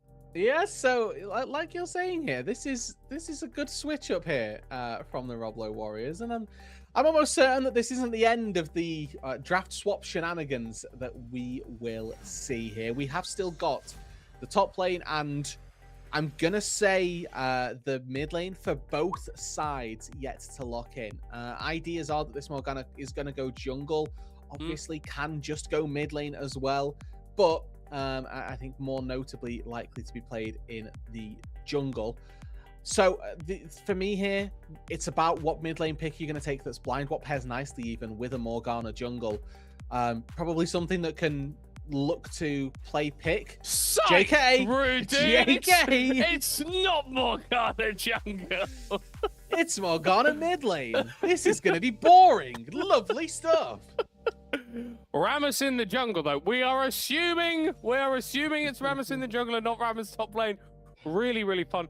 You can kind of get into a little bit of a Java mode in terms of your early action with the ganks. And as you get later into the game, any champion that does attack damage, Jarvan, Caitlyn, is going to have a really rough time actually dislodging this Rammus. Especially a Jax. A Jax is going to have a really rough time versus a Rammus. This is a Rammus top angle if I've ever seen one. Oh, you know, double auto attackers. But then who's the jungler? Well, it could still be Morgana. Maybe it's Thresh. Maybe it's Thresh. Maybe it's Jinx. I heard those rockets do a lot of AoE damage. I'm not going to try to hypothesize about what the Roblo Warriors are cooking up. They've turned out to go for what is anticipated. The best sum of the parts that they've drafted for themselves would be to have the Urgot in the top lane, the Rammus in the jungle, and a Morgana in the mid lane. That would be the best orientation for their picks. I'm going to assume that that's what they're doing, just to keep us on track, on pace here, really, more so than anything else. As I think that with that composition, you're looking at finding the first kill being vitally important. Another one of those pairings which works really well together this time round is actually Jinx and Urgot. Urgot, the champion that can execute champions below 25% HP. If Jinx has participated to that kill in the last 5 seconds, much less than 25 seconds, she'll get a reset. She'll get excited. That's some League Classic stuff, you know? Jinx autoed this turret 4 years ago. Why is she being reset? We got 60 seconds stealth on a base ability. I love this. Absolutely fantastic stuff. We are going to be getting into game relatively shortly, but I think with the number of directions that we were taken in that draft phase, I think it's important for us to have a little bit of a reset. Bit of time to recognize what. A little bit of time to remind, because we saw some pretty crazy stuff going on for the Roblo Warriors right there. But in terms of the RAF Renegades, I feel like what they've pieced together is quite an interesting sort of pick-based composition. I'm seeing the Lux, the Veigar, these mages that can really make it difficult for champions that want to operate sort of in the mid-range, like the Thresh, the Urgot, the Jinx, with that CC. Just causing an absolutely horrible time for them. And then you pair that with all of the damage that's going to be coming down from that Veigar, the Caitlyn, the Jax. It's quite a nasty composition to deal with. I do think there are tools here for the Roblo Warriors, but I think if this was an honest game of League, I would be looking at the RAF Renegades going, I think you guys might just have it. Yeah, now the slight counter I have to that is that all of that pick that you've highlighted does fall short when a black shield is on the target that they are looking to pick. So Mm. we'll see if small green blur can be at the right place at the right time. But already you can see that this mid lane matchup, or maybe you can't already see, but for my money here, this mid lane matchup should just be an absolute snooze fest. We'll get to see maybe some quote unquote trading levels 1 through 5, but at level 5, the Morgana can fully clear the backline with 1Q and that with 1W, excuse me. So one of the little pools goes down and the Morgana clears the backline. So it just isn't a fun play pattern to play against or with, really, but it's the most effective way to play the game. So expect that to be the play pattern that we see from small green blur for the most part. Yeah, and then for Jose, like, obviously you want a bit more lane control than that, but on the Veigar, you just want to be farming up your stacks of the Q, really, until you get to a later point where the damage that you've got from that becomes a bit more meaningful.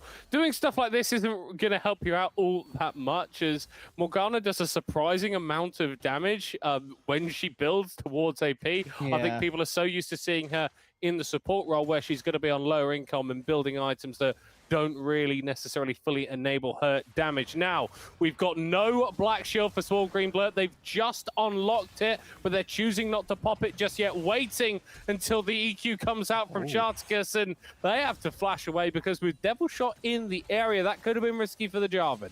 That's a very high value gank for the Rammus there. Just sort of showcases mid lane, Yoinky, the enemy jungler flash. Yeah, as Jabor's been taken very, very low, but without that level 3 grid runner, not able to pull in the Jinx to follow up on the kill. I will say that bot lane seems to be a lot more even than it was at this point last game. We were seeing a pretty significant CS advantage coming out in favor of Calvi. Yeah, we're seeing the power here that the Thresh can have in a laning phase. Just such a big menace, such a threat as well. You get hit by that hook. We saw Jabor there have to flash away, have to really respect the power that was coming out of that Thresh Jinx bot side duo. And you would expect that to not really be the case, actually. You know, looking at this game, you'd expect Caitlyn Lux to kind of bully around what is a relatively punishable bot lane duo. But we did see a little bit of missed synergy. Calvi looking to get traps onto Marley, where the binding from Javor was onto the Thresh. So, you know, we need to tighten up a little bit on who we're focusing, how we're focusing them, to see if we can get better kill access. A little bit of a quick back there from Gresh, who's been able to pick up the cull, and they're looking for a gank here onto Big A, who's already used that leap strike. Devil Shot in the area, needs to be careful not to get stunned, and will just about avoid that. Throws up the taunt, pulls back the Jax, who is looking very, very dead. Flashes away, and first blood falls in favor of Gresh. Shartikus needs to be pretty damn careful now because the Urgot and Rammus have a decent amount of damage early on. Once again, we are seeing first blood go down in the top lane. Once again, it's favoring Gresh. Alrighty, Big A once again, though, playing one of these split push style characters. Really glad that we get Jax as well here, as this is the OG Get Trinity Force Play the Game champion. So, you know, we get to see Big A working towards that power spike, the same sort of style as game number 1. Lovely hook there from Grid Runner, just worth noting, but Marley not in position to follow on up, and a good light barrier comes through from Jabor to prevent any extra damage coming on down. I think that is one of the risky things about this Jinx Thresh lane, is if the Jinx is in position to do damage, then Grid Runner really isn't in a position to protect them. You want to be flaying people away from the Jinx, and you want to be dark passaging her, using that lantern to get her out of danger, and if she's directly next to the danger, it's not all that valuable. We are seeing another attempted gank by Shartikus here in the mid lane. We've got the Black Shield already being used there by small green blur, so they'll still get hit by the knockup, and the damage starting to come through, but the flash is enough to keep the Morgana alive. Yeah, you could see there, small green blur sort of thinking, do I need to flash here, Big A? Big A needs to be careful, not quite able to get the stun off. Level 6 here. Very, very low on HP. We need to be careful looking at Gresh's XP bar, because I think that is really what could decide this lane. Want to call out quickly here as well that this is TP versus Ignite. Game number 1, it was a similar situation where it was both top laners took Ignite, but it was Ghost versus TP, so the combat summoner spells have consistently here favored Gresh, who currently down in experience and down in CS, despite the fact that we did see that early first blood go through. They are picking up a little bit of a wave here, so they should be okay. Nicely timed Black Shield there from Small Green Blur. Keeps themselves alive. Their ability to just walk out of the cages is so frustrating, I imagine, for Jose. And the Morgana is also just able to pick up this CS super duper easily. So we're starting to see a bit of a farm disparity emerge in favor of the Morgana as well. First finding that we've seen Connect and Calvi not looking for that really aggressive trap to try and take a chunk onto Gridrunner. I do think that if you can take the Thresh low, it really eliminates a lot of his threat. Obviously, if he steps forward and lands the hook, that's pretty bad. But if he steps forward with half HP, odds of him landing that hook don't necessarily change. But the mentality of the Thresh player and the mentality behind if I hit this changes. Gresh going forward onto Big A. The Draven is in the area. Wonderful interrupt from Devil Shot, but it isn't going to be enough. There's too much damage coming out of the Jax. Is in the bot lane. We are getting aggression in favor of the Roblo Warriors as the flash has to be burned by the Rammus to get away. But now it's the Roblo Warriors' turn to get a W on the top side. The flash away isn't quite enough from Sharticus as the second kill secured by Small Green Blur is in the bot lane. I think we had a couple of kills in favor of the Roblo Warriors as well. Yeah, it was a 2-0 down there. It's Marley and Gridrunner coming out on top. Marley doing a very good job actually solo killing Calvi after the initial fight had gone down. So this Caitlyn Lux lane really not getting off to the races in the way that it would like to. And we know that of these two champions, which one scales better? The Jinx very, very rarely outscaled by any other marksman. So the fact that Marley's already ahead here really bodes well for this bot side. That's a big base interrupt actually coming out there from Jabal. It's going to deny a little bit more XP away from this Jinx, which is a small prize at the moment, but it's one that you will gladly take away. I want to have a quick look at item builds. Says, hold on, we might not get the chances. We've got another fight coming through in the top lane, and they just seem to favor Big A a hell of a lot more. It seems like if Gresh is able to get all of the procs on the shotgun knees, he's going to be fine. But Big A is doing a really good job of keeping the trades just short enough so that the Urgot isn't able to maximize his damage output. And Jax really can be the king of short trades. Even though Urgot does well just looking for one, maybe two shotgun knees, the Jax can just go forward with one auto attack with the ulti third passive proc ready and the W as well. Trade one auto and then be done with a trade, and that is so really easy to set up for Big A as well. Getting that auto attack down can be a little bit more difficult at times, but I have to imagine that overall he'll be very happy with the outcome of this top lane, given the early advantage that did not go his way. Yeah, we've got a dragon being started up here by the Roblo Warriors. Devil Shot with a pretty standard Rammus build here as Hook coming out from Gridrunner 6-6, but he needs a little bit of help to pick up that kill. Dragon is going to be secured here for the Roblo Warriors, and no one's picking up the Lantern. I feel like Gridrunner had a guaranteed kill on the enemy mid laner, but no one in his team wanted to take it. No, but we have to remember where that Lantern was. The team were focused on the Dragon. Yeah, where true. He put the Lantern on the wrong side of the wall there. If that was in the Dragon pit, absolutely. Hold on. I think Jose is... Yep, Jose is just dead. The Veigar taken out of the equation. Sharticus is being played onto in his own jungle. Flash over the wall coming out here from the Urgot. The pull back Gresh with kill number 2. And Rude, we've got a squishier build coming out from Sharticus going for the Profane Hydra. I feel like he's already been punished for that and he hadn't even completed the item yet. No, he got absolutely punished there. Taken into the Urgot's mincer as now Big A looking to come back as well.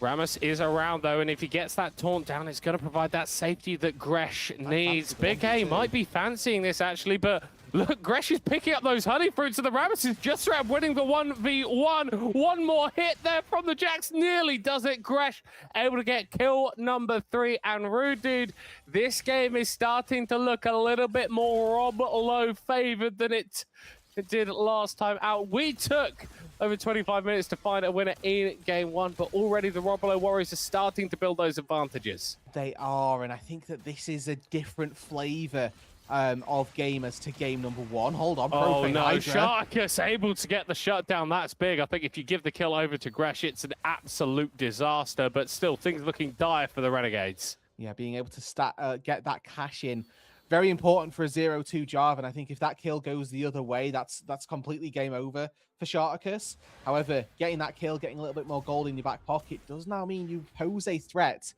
Yeah, the Black Shield is great, don't get me wrong, for stopping the knockup of the Jarvan, but it does nothing to prevent the damage.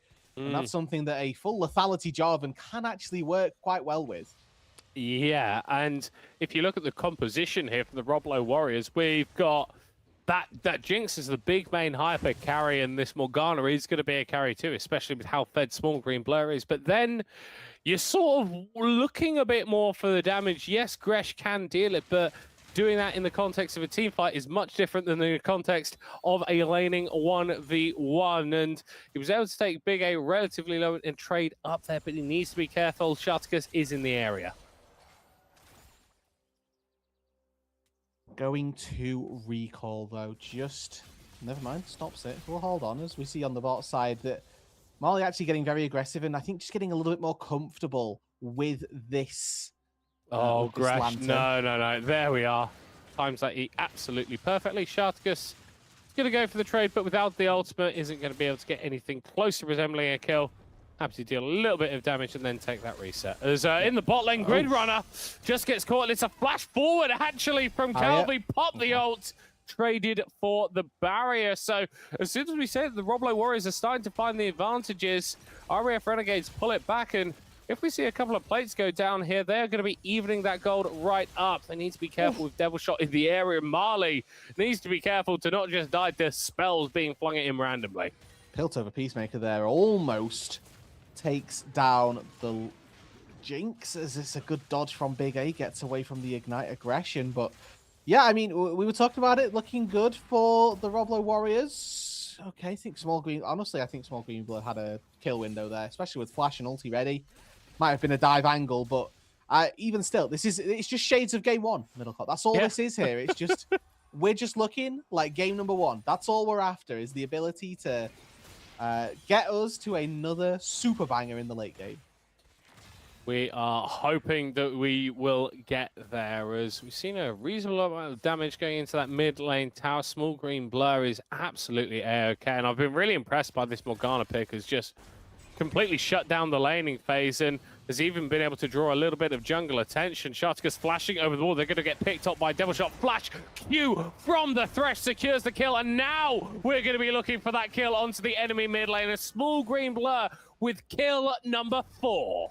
And again, just like game number one, where the kill goes one way, immediately the next fight turned back around. The Roblo Warriors reopen themselves a nice gold advantage and put themselves back in front. 2k gold lead. You'd imagine centralized around that mid-jungle duo. As you can see down on the bot side, yes, there's a Yuntal finished, but we did see the run of play down there go in favor of Calvi and Jabor. Dragon number 2 of the game looks to be picked up by the Roblo Warriors. They were able to get the first one a few minutes ago. So this does put them in a stronger position when we start to look towards things like dragon stacking and getting those late game advantages that we know can be oh so pivotal. Can't ignore the shove that Small Green Blur has been able to get, and the massive chunk they've gotten down onto Jose. It's not often that we see 2-level leads emerge in the mid lane, but that's what we've got here. This Morgana, really, really scary, really difficult to deal with. Sharticus is looping around again for another mid lane gank, although I'm going to be very surprised if he's able to make it work. The turret's already fallen. Flash burned. Oh, able to get the root down with the Q, and Small Green Blur gets on out of there. I would say this Morgana, weird and wonderful pick in the mid lane, but absolutely has worked out. Bot lane needs to be careful, though, for Grid Runner. They're rooted up. They're shot down. Calvi kills them. It's a slight overstep to the Thresh, but so definitively punished. Yeah, and this is the problem that the Thresh can have. It's not as tanky as a Nautilus, as a Leona. Stepping up, if you miss the engage, you can just fall. So there's a small element now of the Renegades that can actually start to play. Look down at that bot side. How easily able are they to try and find a fight for themselves? As a TP immediately in. Small Green Blur, hello. Yeah, decided that we need to be fighting around the top side. Sharticus in their own jungle. not having the most fun time there at the moment as bot lane tier 1 drops down in favor of the Kate Lux. We've got a Herald being started up here. The Roblo Warriors should be able to take this one down before all of the members from the Renegades turn up. But you see on your minimap that bot lane is moving over. If this play is extended, it could be very advantageous for the RAF Renegades. You need to pick up the Herald, guys. That's a very important part of that objective, and it looks like the Roblo Warriors have done enough to get on out of here without being punished too heavily, and they might even want to get a little bit more as they move towards their own tower, aware that they've got that Jinx all alone in the bottom lane, and they've taken too long, and it's a shutdown off of that Morgana. It's the Rammers going down as well, and Rude, dude, you highlighted that's where all of this gold is for the Roblo Warriors, so those kills are massive for the Renegades. And that's just a couple of quick picks there. Yes, this comes at a cost here. Marley going to be able to take this turret down. We'll need to take another wave as well, which obviously is a Jinx they're going to be quite happy about. But I think that that's a price that you're willing to pay. You do need to get gold into your carries, and the best way to be able to do that is to kill the guys that have got bounties. The fact that small green blur goes down is a very big deal. And, you know, it's a real boost to their power in this game. Looking at the gold once again, they are now back to dead even. Yeah, let's not look at the mid lane differential. That's not the most pleasant reading that I've seen. But Calvi doing really, really nicely on this. Caitlyn is in a decent, strong position for themselves. And whilst Big A has been the victim quite often, they have also been the beneficiary of quite a few ganks their way. And Jabber and Skartkus trying to make it turn around as Gresh is able to get that kill there in the 1v3. It's the power of the Urgot. You can never underestimate his ability to just take you off the map. Yeah, and actually now with a bit of response from the team as well, looking for maybe a bit more to try and get this turret on the top side, at the very least get the crystalline overgrowth. Neither going to be successful, but I mean, this Urgot has had an absolutely stellar game. We saw this from Gresh in game number 1, and then we saw Big A have a massive fight mid lane. Marley, what are you doing, buddy? You do not win that at all. Steps 1v1 to Calvi with only the rockets at his back and rightly falls down. Over-aggressive from the Jinx. That is exactly what you can't be doing on this marksman champion. No, and I mean, you're watching this from the Gresh perspective. All you need is for your marksman to stay stable, not even to find like advantages for themselves. And you can probably carry this game. You've got such a winning top side. What you don't need to deal with is a now fed Caitlyn who's reached that Infinity Edge, reached the Hex Optics as well, and has even gone for those lifesteal-oriented boots. So no real attack speed here, but an absolute boatload of damage and sustain now. And the thing is, when you get a little bit of damage splashed onto you, that's what sets up for things like Jinx resets, you know? It's that extra 100 damage, and if you're able to heal that up, that can make all of the difference in these fights, especially when you've got another champion like Urgot, who is going to be looking for these low health executions. We are 19 minutes in. The gold is basically dead even, and we've got another fight on our hands. Shartigus going forward so aggressively onto Marley and able to find the kill. Now, though, the Jarvan is in a whole world of hurt as they're tagged by the Urgot ultimate and pulled into the belly. Big A now on his own in the front and will be taken down. No! Able to dance and flash on out of there as Devil Shot is traded for their life. It's a 1-for-2 in favor of the Renegades. Yeah, the Grandmaster's got quite a lot of might there as Big A able to tank up in the backline, doesn't end up falling. The lack of consistent DPS really costing the Roblo Warriors. The Jinx got immediately one shot. And if you're Shartikus, you're going to take that trade every single time. As the assassin, your job is to kill the enemy marksman. You get that done and you see that these team fights actually can become winning. It's the Renegades who have clawed their way back here, Middlecott. It was a fight that we were talking about in a game that we were saying, yep, the Renegades, they've overplayed their hand, they've fallen behind, but once again, they found a way back into this one.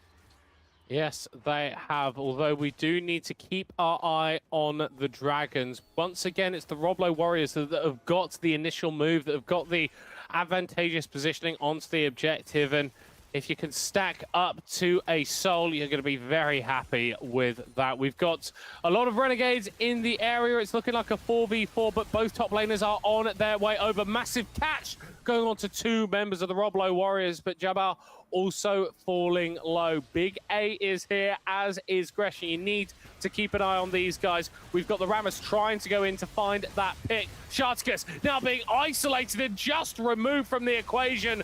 Taunt being dropped onto Jose. The Veigar dropping down. Big A in a 1v1 with the Ogre on the top side, and they are winning that at the moment. But now they need to take over the rest of the fight. A 3v3 flash forward from the Thresh, but that just opens up an angle for the Jacks to go forward and beat them with the lamppost.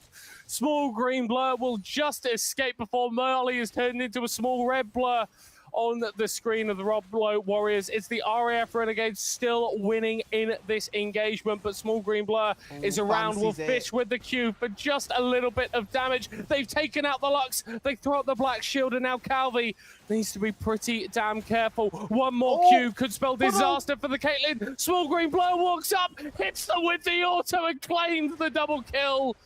Dragon will now reset, fall away. The reason for the fight fades into the background, but here comes Jose, here comes Sharticus, and here come more members of the Roblo Warriors. We want to get another fight going, but I'm not sure that the red side team are quite going to be there in time. The Rammus comes through and isn't there for the steal, but still will look for the fighters. Jose has been taunted up, thrown into the air, and just tries to escape by walking out of the river. It's not going to be possible. What on earth has happened, Brew Dude? There have been several kills. A dragon died at some point. Who's happy at the moment?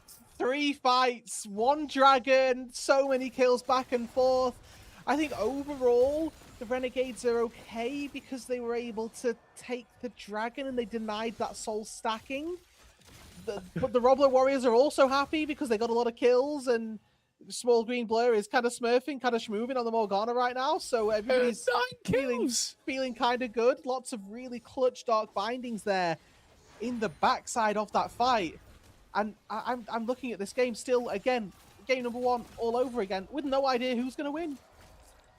Oh. So, we need to be paying attention to Big A on the Jacks.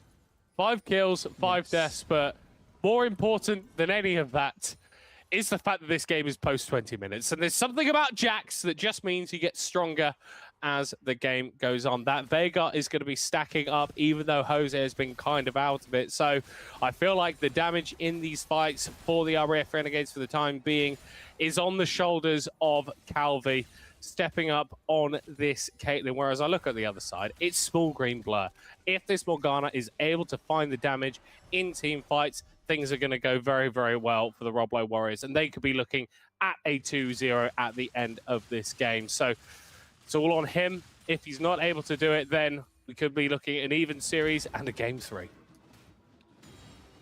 Just taking a look here as we, quite rightly get ourselves braced and ready in what is a welcome calm moment in this series. A rare calm moment. Yeah. Overlord's Bloodmail in the top lane for Gresh, opting for this sort of hybrid style of I can take a lot of damage and dish it out as well. And I think that with this normality sort of being returned to, this is where I think the Roblo Warriors really thrived to begin with. As they set up what looks to be a bit of a play on the top side here. Jose rightly not stepping all the way up to the Morgana, but I think if they get caught by a binding, could really struggle and maybe cost a lot of their own HP. Yeah, I mean, we see it there. We've got a little bit of an attempt to die, but yeah, that's a QW onto Jose, and they immediately have to reset. Hook going down here as the Rammus is going to be comboed into the fight on this Lux as well. Able to flash over the wall, and we've got a Jarvan in the area, so relative safety even with the Lux ult being thrown down. But Rudude, the impression that I'm getting is that the majority of the pressure is favoring the Roblo Warriors around this Baron. It's only a matter of time before they find a fight or start it up. Yeah, they're the ones that are dictating how this game, and the pace of it is being played. They're the ones that you can see here fishing over walls, trying to get onto Jose. Oh no, the flash over the wall into the W from the Morgana. One more hit as he's ticking down.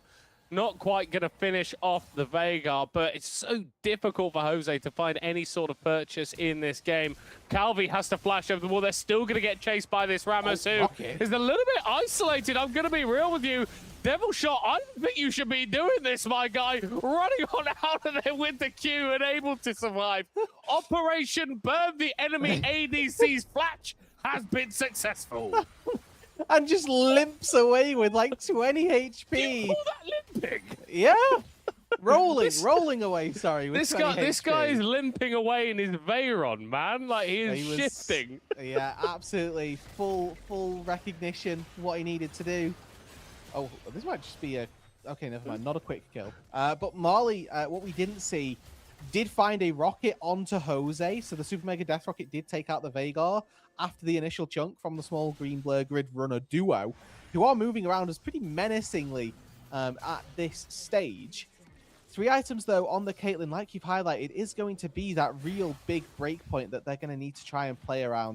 You can also see that Seekers has been put onto the Jax, so there's an element now of safety when going into that backline and trying to create some space.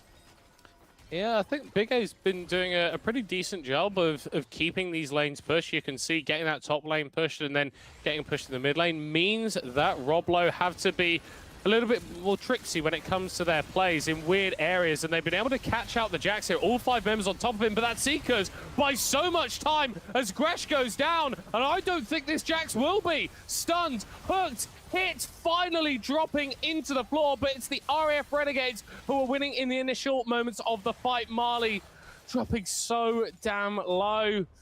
The gold slightly in their favor. The Renegades are able to pick up this second dragon for themselves, evening up the score at 2 apiece. Yeah, they're just not quite able here, the Roblo Warriors, to play around their composition. They want to play for one target and one target alone.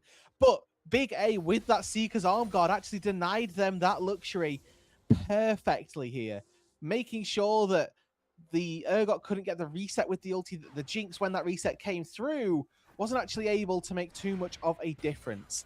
I say that, and I look at the inventories now. Marley has the Infinity Edge. The breakpoint has been hit. That Jinx now actually truly will hurt. 3 full AD items. So no attack speed actually in the kit just yet. Just the sort of components, the dregs of it that you get from the Yuntel, from the tier 2 boots as well. But once that Zeal item comes through, you have to imagine as the 4th for Marley, maybe a Runans, maybe a PD, who knows, maybe a Rapid Fire for an element of safety. That's where we see Marley do well. Well, it's one of the issues that you can have with AD carry builds at the moment, where there are so many things that you kind of need to have on you that you're always going to be dropping something, right? With how strong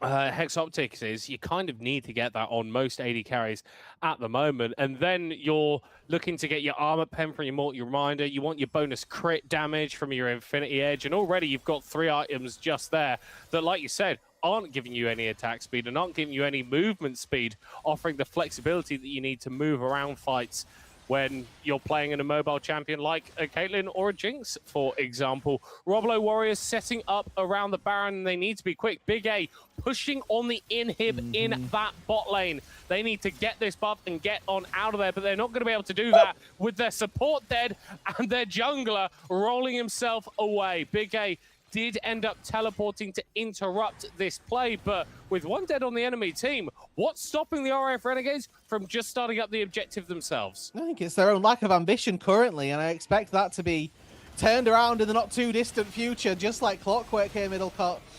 It's the Renegades who are probably going to take this Baron. It's going to be the Roblo Warriors now looking to try and find their way in. Oh, he's going to get caught on the cage. The Black Shield didn't come out in time, and the Rammus just isn't going to get there. We've got Gresh going forward, already securing 1, already securing 2, before he's rooted and shooted by the Caitlyn. Kill number 3 secured by Marley, as now the Rammus chasing down Sharticus, not quite interrupting the EQ combo, and the Roblo Warriors collecting the scraps at the back end of the fight, but you can't take away that Baron buff. No, 3 people dead though, took it off of a good chunk here of the Renegades, and they're going to go for all 5. Yeah, we just got Calvi being jumped onto, and there's nothing that Caitlyn can do. Sharticus is able to make a play onto the enemy Jinx, and that's actually going to stymie this push from the Roblo Warriors, but still, it's more kills going onto Gresh.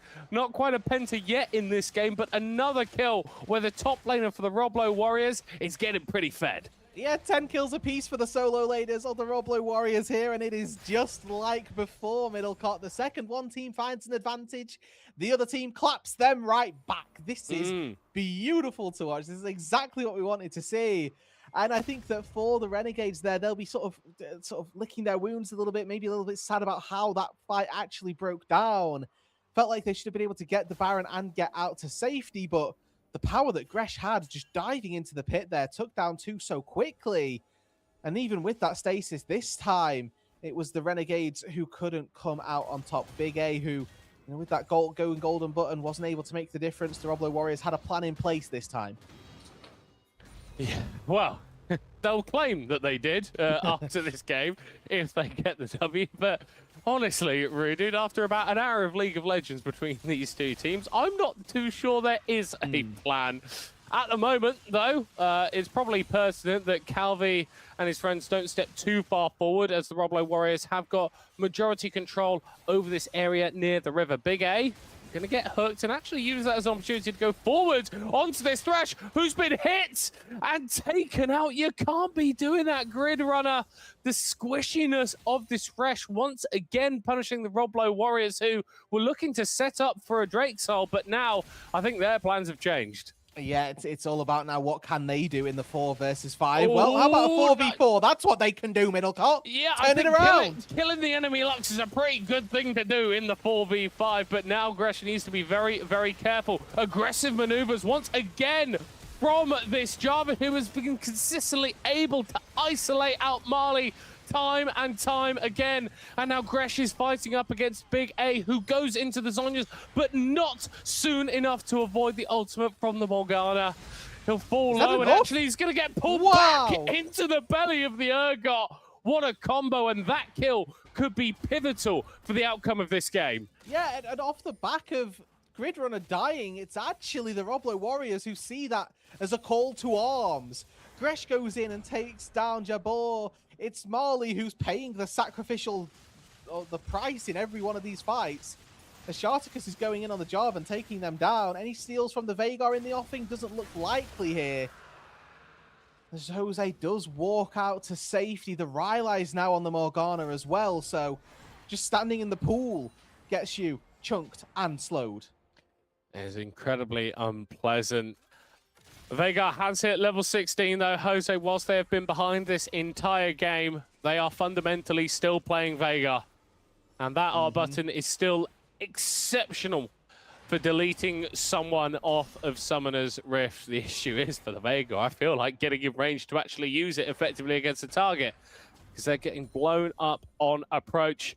I'm not going to lie, Rudude, I thought this game was going to be about Marley getting one reset and taking over the team fights. It has not been about that. It has been about the solo laners for the Roblo Warriors. Gresh and Small Green Blur dominating in their own way. And in fairness to Marley, I will advocate for the marksmans here. He's getting one-shot by an assassin on cooldown. Like, there's not a lot that he can do, but you're exactly right. This is not to take away from the insane performance that we've had from Gresh, from Small Green Blur in this game. They have done such a good job at keeping the game, honestly, in their favor for the most part. We've got a Baron spawning in 1 minute 20. A lot of focus down on this bot side for the time being. Not sure what the objective here is. Maybe just to be a little bit sneaky. Maybe to catch out this Lux in an instant. Oh my god. Yeah, I feel like it's mission accomplished as here the Rammus diving into the backline. Able to get the taunt. No, not quite able to get the taunt down onto Calvi. Now secures it as there goes the Jax into the middle of absolutely everybody. And that is not a fight you win. You can go golden for a little bit, but it isn't going to buy you enough time. The Rammus just causing chaos, just preventing any aggressive maneuvers from the RAF Renegades. It's a flash dark binding out from Small Green Blur. We're styling on them, Roblo Warriors. And just like that, the game is over. And it feels so rough for the Renegades here. Tried as they might, the Roblo Warriors come out on top. In a series that the Roblo Warriors needed to win, they win and win emphatically. The RF Renegades pushed them close, but it's a 2-0 sweep for the Roblo Warriors. one of the best series that we've had to cover on this stream. They've done so well, the Division 1 teams, at playing good, solid League of Legends. What they've not done is give us barn burners like those two games. Absolute chaos from start to finish, and we loved every single second. Yeah, I'm not sure that playing in those games would have been like the most relaxing experience, but it's what we talk about. It's the fun of the 5v5. It's having these moments where, I don't know, like a Zach is jumping into a Herald pit and sealing away, even though we're telling him that he absolutely shouldn't be doing that. It's an Olaf getting a pentakill. It's the game ending out of nothing, out of nowhere, from a single slip up and mistake that is just punished so much. And I feel so bad for the RF Renegades. I really, really do, because they gave us a damn entertaining League of Legends. But unfortunately, if you don't kill the enemy Nexus, it's worth diddly squat. It absolutely is. And even more so that this was an 0-2 for them, I feel was maybe a little insincere, if anything else, because they didn't feel like they were going to be an 0-2. It didn't feel like this would have been an 0-2. Felt like this could have quite easily, if we had a best of 5, gone to 5 games, right? So you have to give credit to them where it's due. The Renegades played their hearts out. They just ultimately, in the end, weren't quite able to make it work, just like one step too far forward. And I think that the judgment call on the vision actually really, really tight. So for example, the Lux just took like 2 steps up toward mid lane and then 2 steps back down towards the river. But in those 2 steps that they took up, actually Gresh just snuck in on a cloud tile with Deadman's Plate. And then you're thinking, how did the air god get here? We were just looking at this. And that window, that timing was just so close. Yeah. And those are the margins that all League of Legends games exist on fundamentally. And it doesn't matter. You could be looking at the lowest game at the bottom of Iron 4 or the highest, most macro-intensive game. It's all about a small mistake that ultimately tips the game in the favor of your opponents. Now, I've got some really, really bad news. I know that we were big fans of the BFBS BG. Yeah. We nearly got it. The BFBS bonus game, but unfortunately, all of these series have been wrapped up for this evening. So we are not able to grace your screens with any more League of Legends. Although, in my mind, I feel like those 2 games should suffice plenty. They should do. And honestly, it was a real treat to get to see these on both sides. So I think that both of these teams should go away from today heads held high. Yes, absolutely. But big win for the Roblo Warriors, getting them onto that crucial 2-2 standing in Div 2. I'm not sure if we've got access to all of the results and everything at the moment. I'm sure that production is rapidly typing those up whilst we are vamping to try and end this stream out.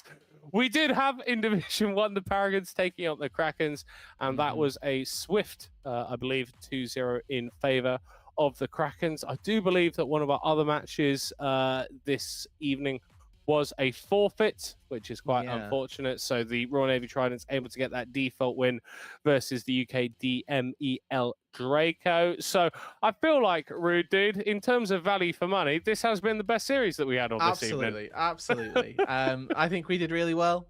Shout out to Owen for picking this one and making the call that we'd be on this series, and for not saying it would be a good series, which is really important. So that's what counts.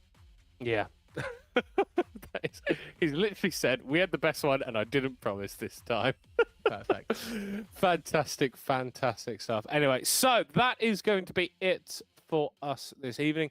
Thank you so much to both the teams that we saw on the Rift today. Really fantastic performances.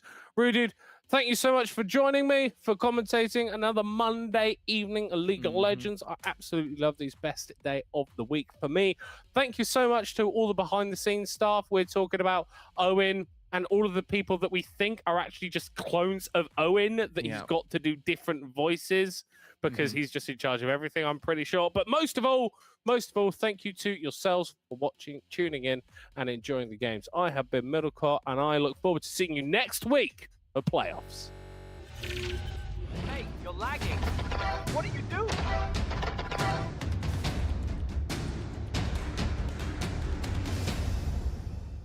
Good enough can cost you the game. So stop settling.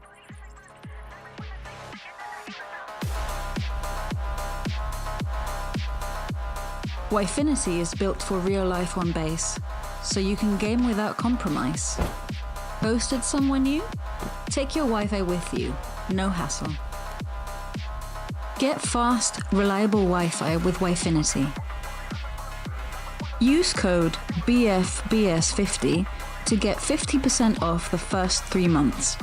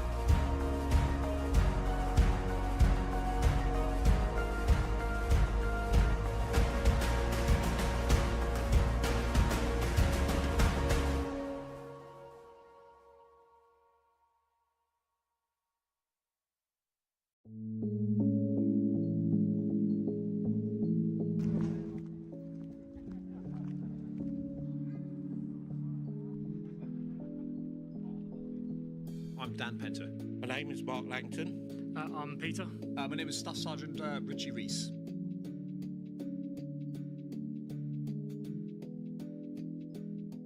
My gamer tag is Chief Lid. Gamer tag is Pete P Gaming. My gamer tag I play under is SG_Reaper. My gamer tag is MaxChat.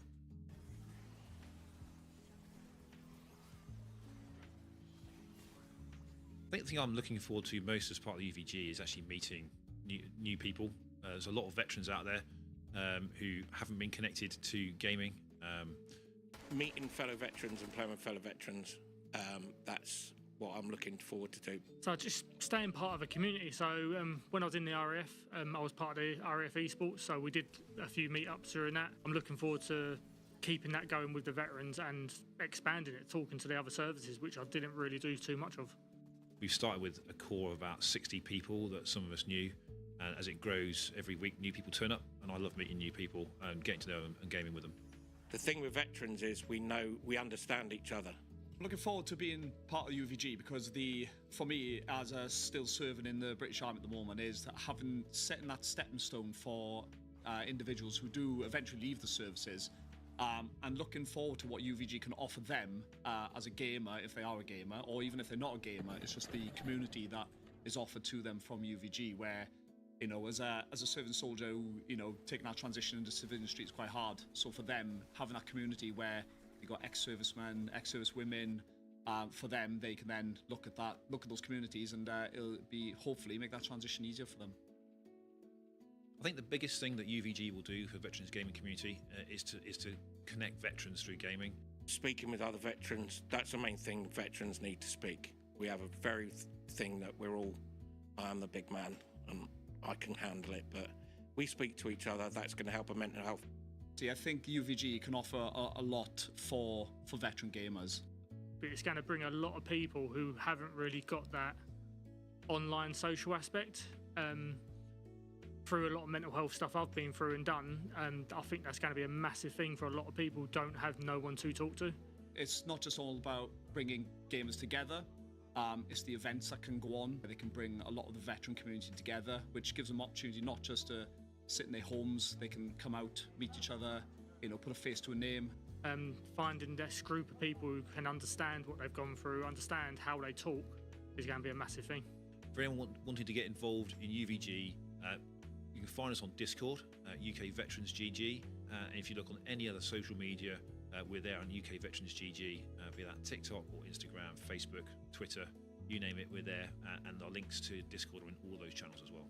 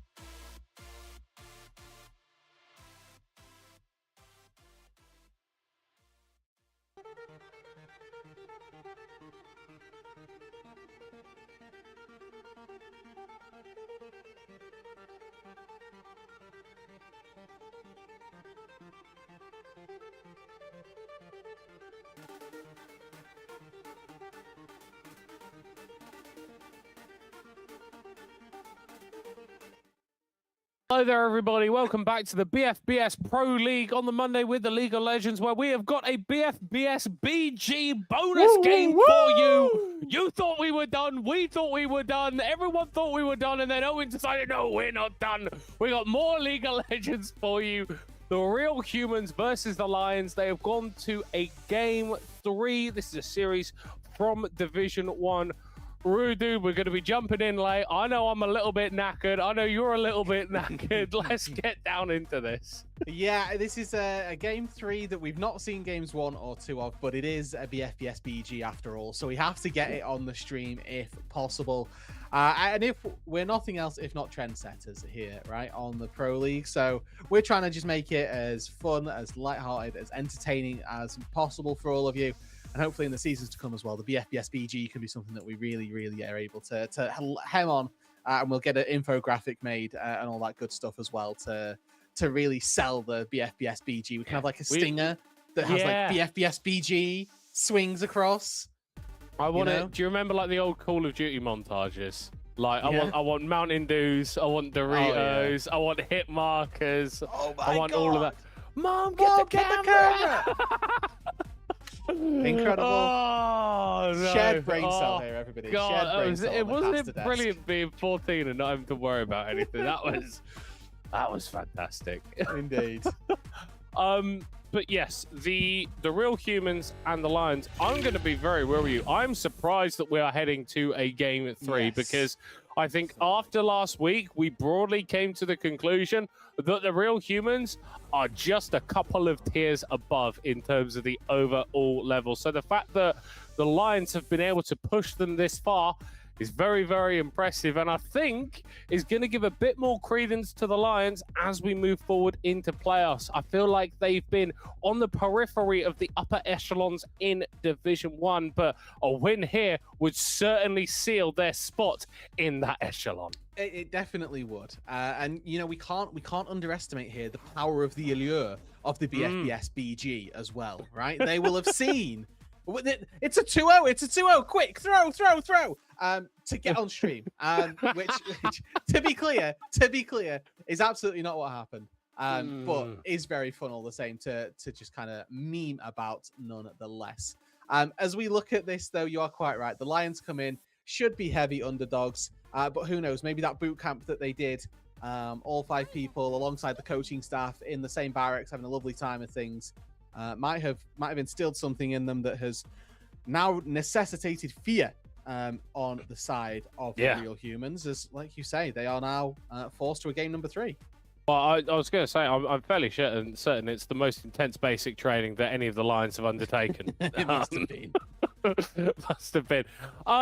Bans, I'm going to assume, have been quite similar to what we've been seeing throughout the series with the Fearless format. You don't really see tend to see too much variation from the in those between games in Division 1. My words are failing me at the moment. It's the BFBS BG. That's what you get. You know, you get sometimes you're going to get a really good game. Alternatively, you might get Middlecott saying a lot of words in a non-so descriptive order, and I'm going to throw myself in there as well and say, you know, I'll probably do the same thing later. Hey, let's go. And this, I think, has been a staple of Division 1. I think Racecar Worm has been the premier piloter of the Civet, but we've seen Bessie do some pretty damn decent things as well. Really sets up your composition to succeed kind of whatever else you log in, because you are always going to have engage when Civic and Press R, and you all run at the other team. Absolutely. So we'll see now what gets paired alongside, and I say paired in a relatively loose sense, could be sort of quadrupled instead of just paired alongside the Civer, to try and make sure that there's a way to get access to this now Mel that we see locked in, probably to go down into the bot side, but that we know can flex into that mid lane as well. Very good in terms of its matchup versus the Civer. The Civer spell shield only blocks 1 of like the 5 instances of Mel's Q damage, so it does do a very good job at keeping the Civer at bay and pushed in under the turret as well. Vi going to be the lock-in, giving a bit of proactivity out of the jungle for the Lions, and I think already pairs up very nicely with the Mel just in terms of deleting one guy. Can be a little bit inhibited by the Civet spell shield, although if you're able to get some smites down at good times, you can get some really nutty tech going off there. Leona going to be the pairing with Civet, a little bit more aggressive than we typically see paired with this marksman, but still going to be able to offer what she needs to in this game despite the slight mismatch. Yeah, it's that element of safety, and I will say as well, Leona is just such a good pick into the Mel. How do you protect yourself from the engage, right? What's the answer here? Well, I put the shield up, and then I throw myself into the mix instead. Oh, wait, no, that's actually not how it's supposed to go. So It's such a good answer. You can't reflect the solar flare. You can't reflect any stuns. And I will say that this Leona into the Mel itself is a really good pick. Yeah, it is absolutely fantastic. Hold on. That's a Vayne being picked up here for the Lions. And if I think about good picks into a Sivir, the Vayne probably number one. You can 1v1 a Sivir down an entire item on Vayne. The champions just are fundamentally designed to do two opposite things. Yeah, the Vayne is designed to win the 1v1. The Sivir is designed to win the 5v5. To put it into layman's terms, which feels a lot like how the real humans are drafting as a whole. The Ziggs, very good in these team fights. Whereas the Lions looking a little bit more towards that pick, the Vayne, the Vi, very much solo target champions. So we will see if they can get access to those individual targets and if they can get access to these big team fights. Like the real humans, obviously, as we've mentioned, looking toward those big 5v5s. And I don't mind the Nocturne ban to get us, or the Kennen ban rather, to continue on with that nature. Yeah, and the Kled ban as well, I think, kind of offers the same thing to the Lions that the Sivir is offering to the real humans. So it kind of makes sense to get that one away. I am intrigued to see the Jarvan taken away as well by Lions, because I'm not really seeing a champion that Jarvan is super effective into, already drafted by the Lions. Maybe it's giving them a bit of freedom in these latter picks to pick something a little bit more vulnerable, a little bit more standing still, but that's still fairly risky against the composition that has already been drafted by the real humans. Certainly is. Now, looking at the things that we've got missing here, for the Lions, obviously they're missing out on, we presume, their top laner and their support. I think that something that could answer the Leona is going to be very crucial. I was thinking something more like the Braum, but this works nicely. Also, the Thresh can flay the Leona's engage, which is a possibility that they will have. Obviously, we've seen the pitfalls of Thresh as well. If you step too far forward, get caught by CC, you can just die. So a very real possibility here that there's a workaround that the Lions support is going to need to look at. Similarly, for the real humans, they're missing out on their top and their jungle. The Maokai getting locked in here. We've seen Dom pilot this multiple times, and Mitai we've known to be a very solid carry jungler. We can see the Lilia up in that ban table, paying an homage, a respect to that. Yeah, and I think that you kind of want to go a little bit more carry here because you've got so much setup already coming out of your picks. I think if you go for a 2 carry composition with a Ziggs and a Sivir, I think that can be a little bit unreliable in terms of your damage, especially considering the front line for the Lions doesn't really exist. There isn't someone that you can just constantly auto-attack with the ricochets against you as this Sivir. So I think that this is quite a bold statement here for the real humans, and I think Mitai is really going to need to get snowballing on this Skarner, because otherwise I see the real humans really running out of damage once we get into the mid-game. Alrighty, he could be very right there, and the Mordekaiser gets locked in on 5 just to make sure that they've got a way, really, of hammering down one individual target. I think that if the Mordekaiser can pick off some low-hanging fruit, it could go very nicely for them here. And we talked about the fact that this is a Vayne composition, and that you're looking at really the Lions needing to play through this Vayne very heavily. We criticized a little bit the Vayne bot lane for being picked and its place in the meta, but versus a Sivir, and importantly, I think versus 3 tanks, this is the best place to have picked Vayne, and it's somehow worked out when you did it versus literally Ziggs, Leo, like you saw Sivir, and they drafted 3 tanks into you. I mean, it feels good. I think it feels really bad if you're the Vayne now and it doesn't end up working out because you have been given such a nice situation. And whilst I think we can go, yeah, it's 3 tanks, Vayne should thrive, the Maokai has got point and click CC. That Skarner, quite difficult to actually get out of their CC once they combo you down, and Leona is Leona. So whilst there's definitely angles there, I think there is so much onus on this Vayne to perform well and to not allow herself to get chain CC'd. I think that the Maokai W from Dom is the big one. If that hits, it becomes really difficult for you to dodge all of the damage that's going to follow up from that. Yeah, and it's important as well to highlight what sort of support is going to be there. Is there going to be a Lantern that can save you? Well, maybe, but you're not expecting the Thresh Lantern to be able to stop you from, or to save you from all of the CC that's there. So I think that quite rightly here, Light has gone for the cleanse. I Yeah. wouldn't be surprised as well if Rodriguez ends up going for Mikhail's first item. Obviously, that comes with its own pitfalls, and the Thresh's tankiness decreases heavily, but I still think that's the best way to go about trying to keep this Vayne alive. Nothing too crazy going to be going on at the level ones, obviously, in this season with the faster spawns on everything. It's a bit riskier to commit to something at the level 1. We're going to be seeing Ruggers paired up against Steve here in the mid lane. Not expecting matchup, too much kill pressure, even though, like you said, absolutely classic matchup. I just feel like this is two names of people that are just old blokes, you know? Steve versus Ruggers. I got Steve and I got Ruggers. Yeah, like these two guys, they're down the pub. They're having a great time. They're playing some League of Legends. They've got the 4 lads on as well. It's surprising to me that this isn't a top lane matchup. You know, we've got Steve and we've got Ruggers, and then they're playing mages that play at range. You know. Hey, well, we've got Dom, who's just made their name in the top lane consistently. And we've got Kled, Ed, and Eddie. You take that guy out of top lane, I'm going to be feeling really upset. And do you know what? Adds a lot more context to the Kled ban that we saw earlier, because I don't want to give a guy who's called Kled, Ed, and Eddie Kled. That just seems like a bad idea. Yeah, it's a recipe for disaster. Let's say that. As we'll have to see whether or not this game starts out as slowly as we might expect. We've seen that from Division 1 games in the past, that actually they do take a little bit more time to get off to the races and to actually start with the aggressiveness, let's say, whereas in Division 2 we were treated to kills aplenty.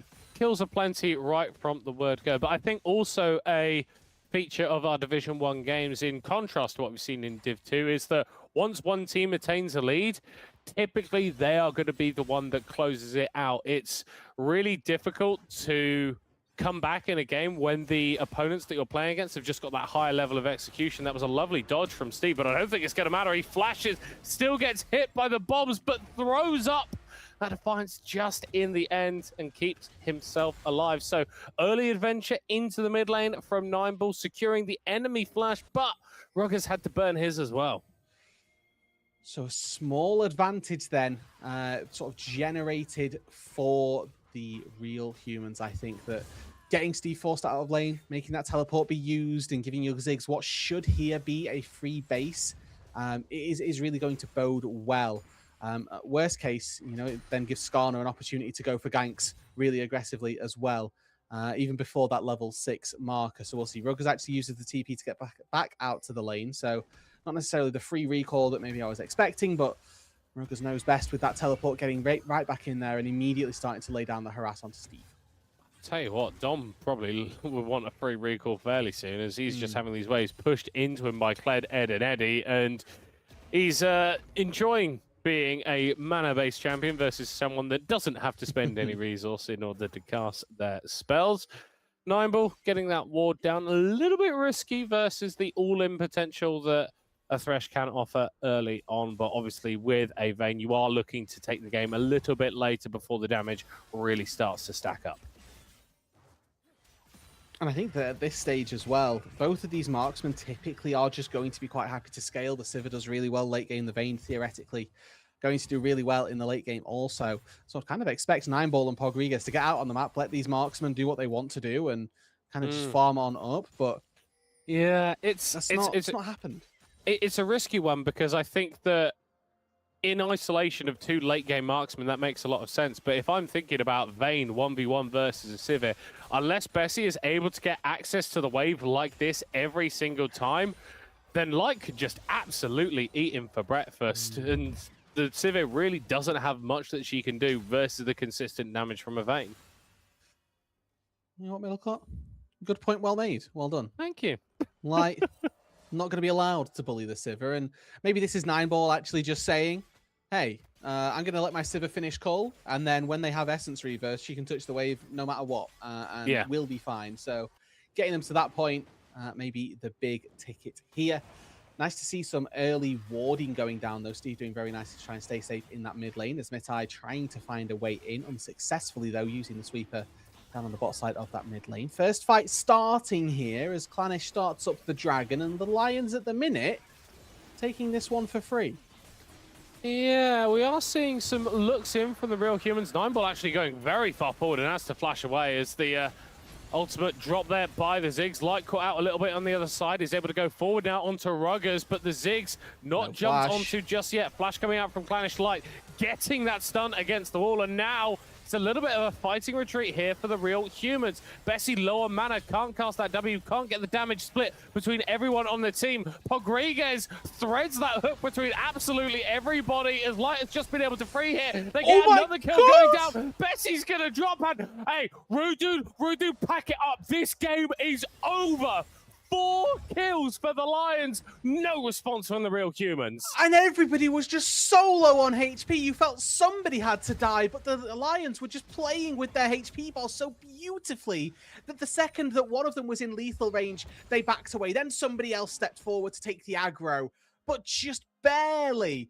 The Real Humans couldn't find anybody. The Lions come away with 3 kills on their mid lane as Steve now fully off to the races, completely accelerated in this match.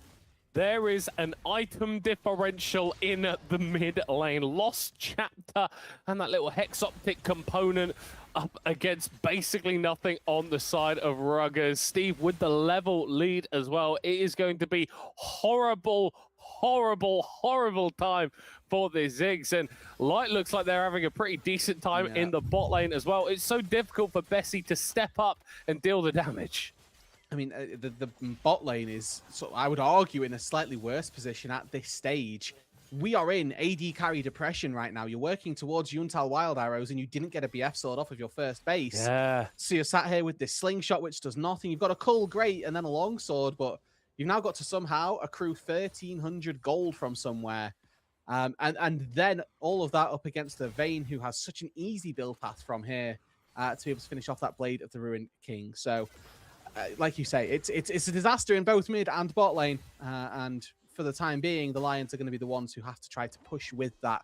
I think for me, it's about looking for those grubs when they spawn. It's about looking for the next dragon and really looking to use this advantage and see it through.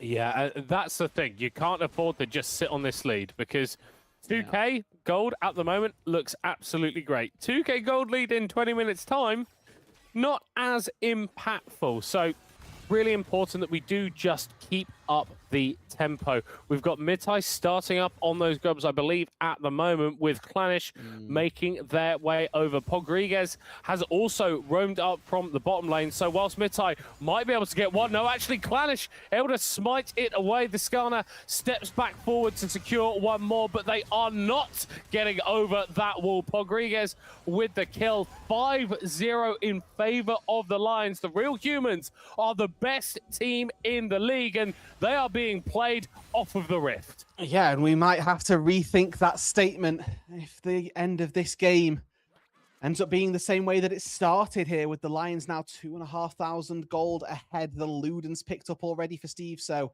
this Mel in an incredibly promising position.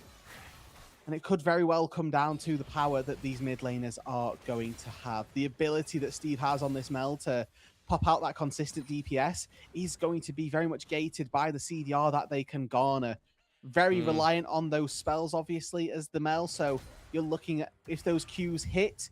If they don't, though, it can be such a undervalued thing about these mages is that just sometimes you miss a spell, and in a team fight, that 400 damage going wide is the difference.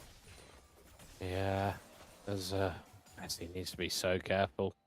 The tumble also a little bit nasty, and to make the matchup even worse with this Vampiric Scepter, Light has access to just a little bit of sustain. Bessie, though, not quite able to find decent purchase. Rodriguez playing away the Leona, but they are just dead. No flash available as yet. Stun dropped onto the Vayne, but Clanish is in the area. They're looking to turn this around. Bessie is just being hit for free. There's nothing he could do, and now Nightball being opened up onto an attempted aggressive play from the Real Humans. They get a kill on the board, but they get 2 more into the back pocket of Light. Yeah, we get Bessie out of the AD carry depression. That's a BF sword in the inventory, but it comes at what cost? There's a Blade of the Ruined King and Light when they go back to base, and a freebie as well added onto that. It's 2 kills for a Vayne, which is something you're never going to want to give over. So a massive play once again by the Lions, and it's coming out of Clanish, who we've seen slightly missing things from through this BFBS Pro League, but actually, from week 4 of the division stage, they are absolutely killing it here. 100% kill participation alongside Rodriguez. This is a jungle mid, or a jungle support rather, duo to be feared. Absolutely. Dragon going to be started up here. Trinity Force completed on the Vi. Very difficult to step to her at the moment. And the Lions doing the correct things, right? It's about stacking up these objectives when you've got the gold to gain more permanent advantage. 2 Dragons to the good. Now they are on for a very rapid soul if they keep this pace up. Oh, and it's a Hex Tech as well. So the snowball potential very, very present as these first items are complete across the board for Lions and not at all for the real humans. Something that you so infrequently see here. Just a complete slam dunk across the rift. So now looking at how well the Lions can use this, how well can they punish? It's about now, I think, stepping up, trying to take some plates, trying to get some of those crystalline overgrowth procs and begin to extend that advantage. Obviously up against the Ziggs, it's not going to be too easy. Just clear the wave without too many problems. And you can see that despite the item differential, if the Mel misses their spells and the Ziggs lands theirs, it's, well, going to go one way. Yeah, well, that's one of the inherent flaws of mages and why the AD carries need to be complaining a little bit less. Just dodge the spells, forehead, and you're going to be absolutely fine. I think, Rude, we shouldn't sort of undersell how impressive this has just been on a base level from the Lions to even get to this 3rd game. Taking a game off the real humans is no mean feat at all. And the fact that they have been able to not only acquire this lead early on, but also extend it to a reasonable degree. The game is hardly snowballing out of control, but you're 3k up, you've got a couple of dragons, you're looking for an aggressive fight in the enemy jungle there. If you're mid-side, you might be able to get it onto Clash, who has to flash away, but support is starting to move on over. Steve trying to pick up the Skarner, but they're not going to be able to. I like this from the real humans. Despite being down, they're still trying to find angles. Yeah, and I think that was a good look. They forced the flash out of Clanish as well, so offer an element of safety now to their backline. And maybe if they catch the Vi again, then that does give them a window to take that one down. But I do think it's a sign of the times that Clanish is actually able to get away there. You know, normally if you're committing double ultis, full rotations of spells from mid and jungle, whoever you're doing that to probably should die.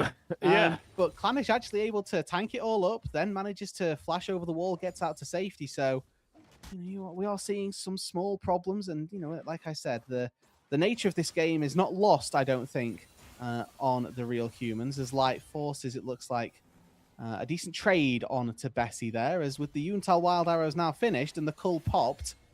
I imagine that this is probably going to be just a tier 2 boots purchase for Bessie. Get into those Zerka Greaves, but nope. JK, finish off a BF sword. Let's go for IE soon. Just feels like you've got a limited number of W's that you can throw at a given wave, and I think that you want to make those do as much damage as possible. We are seeing a couple of good things actually from the real humans. I think that credit needs to be given to Dom in that top lane. Has been bullied, has been pushed around, has been battered and bruised, but hasn't given up. Maintaining that CS lead, keeping the tower relatively healthy too. This is what the Maokai needs to do in the laning phase, because come later on, they're going to have all of that pick potential. And I'll tell you what, the real humans need that at the moment. Yeah, I think that the good thing is that their ability to take out the backline feels much greater than that of the Lions, if I'm being completely honest. A Thresh is just so much less consistent that I'm always going to give the edge to a Leona. Similarly, the Maokai, just so much stronger in a 5 versus 5 team fight than a Mordekaiser, who could end up with a pretty sticky situation in the late game, getting kited around, walking through minefields, getting hit by bombs every now and then. So I like the Rylai's optimization from Kled and Eddie here, opting to go for immediate damage and immediate CC as well. Oh, Ruggers just getting a little bit caught out there, not recognizing where Rodriguez is, and Steve is on a rampage kill number 4. And this is what I mean for the Lions. It's not been super fast, it's not been flashy and frenetic, it's just been few good plays one after the other, and that's generally how you win League of Legends. Herald going to be started off with the enemy mid laner down. Seems like a reasonable thing for the Lions to do. Yeah, and I think that play as well from Rodriguez, just really, really smart. Walks up, holds the flay as well until that satchel goes down, pretty much on the same timer, to be fair. Is now Steve in trouble? Yeah, needs to be careful. He's going to get impaled. Root goes down, but there's the Dark Passage. And to be frank, that duo from the Real Humans didn't really have enough damage. Clanish having to get his way on out of there after committing the Q forwards, as Bessie has been swapped into the mid lane to just get a little bit of safety. This Sivir can't lane versus the Vayne. They just find it impossible. Mitai a little bit in danger here as Light has popped the ultimate and is just going forward.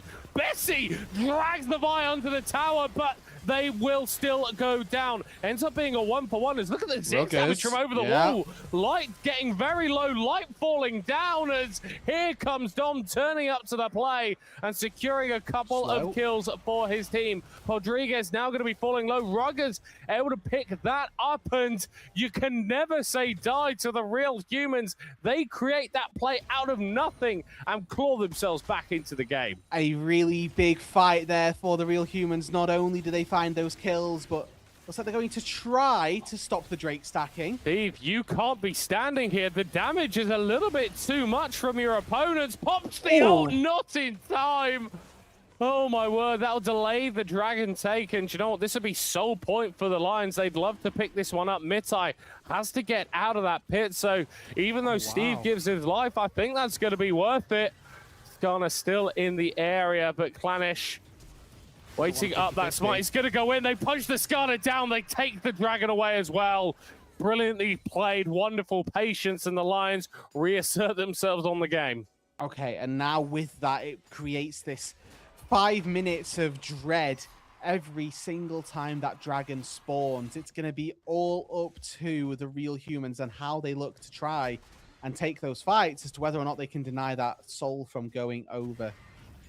Dom not going to sacrifice himself for the taking of that turret. Might just want to give that gold over to somebody who will value it that little bit more.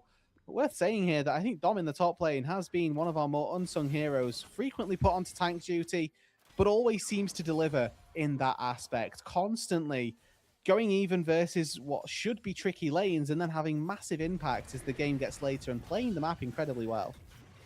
I think we saw that just then, able to come through in the back of that team fight, pick up Light, help secure those shutdowns for his team. It is going to be first tower secured by the Lions. They were able to get that Herald a little bit earlier, and now we're starting to see the consequences of all of those early objective takes that the Lions were able to get there.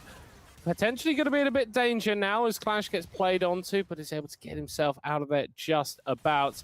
Taking down these towers without that Rift Herald is going to be tricky though. Sivir, Ziggs, probably the best two wave clearing champions in their respective roles. Absolutely.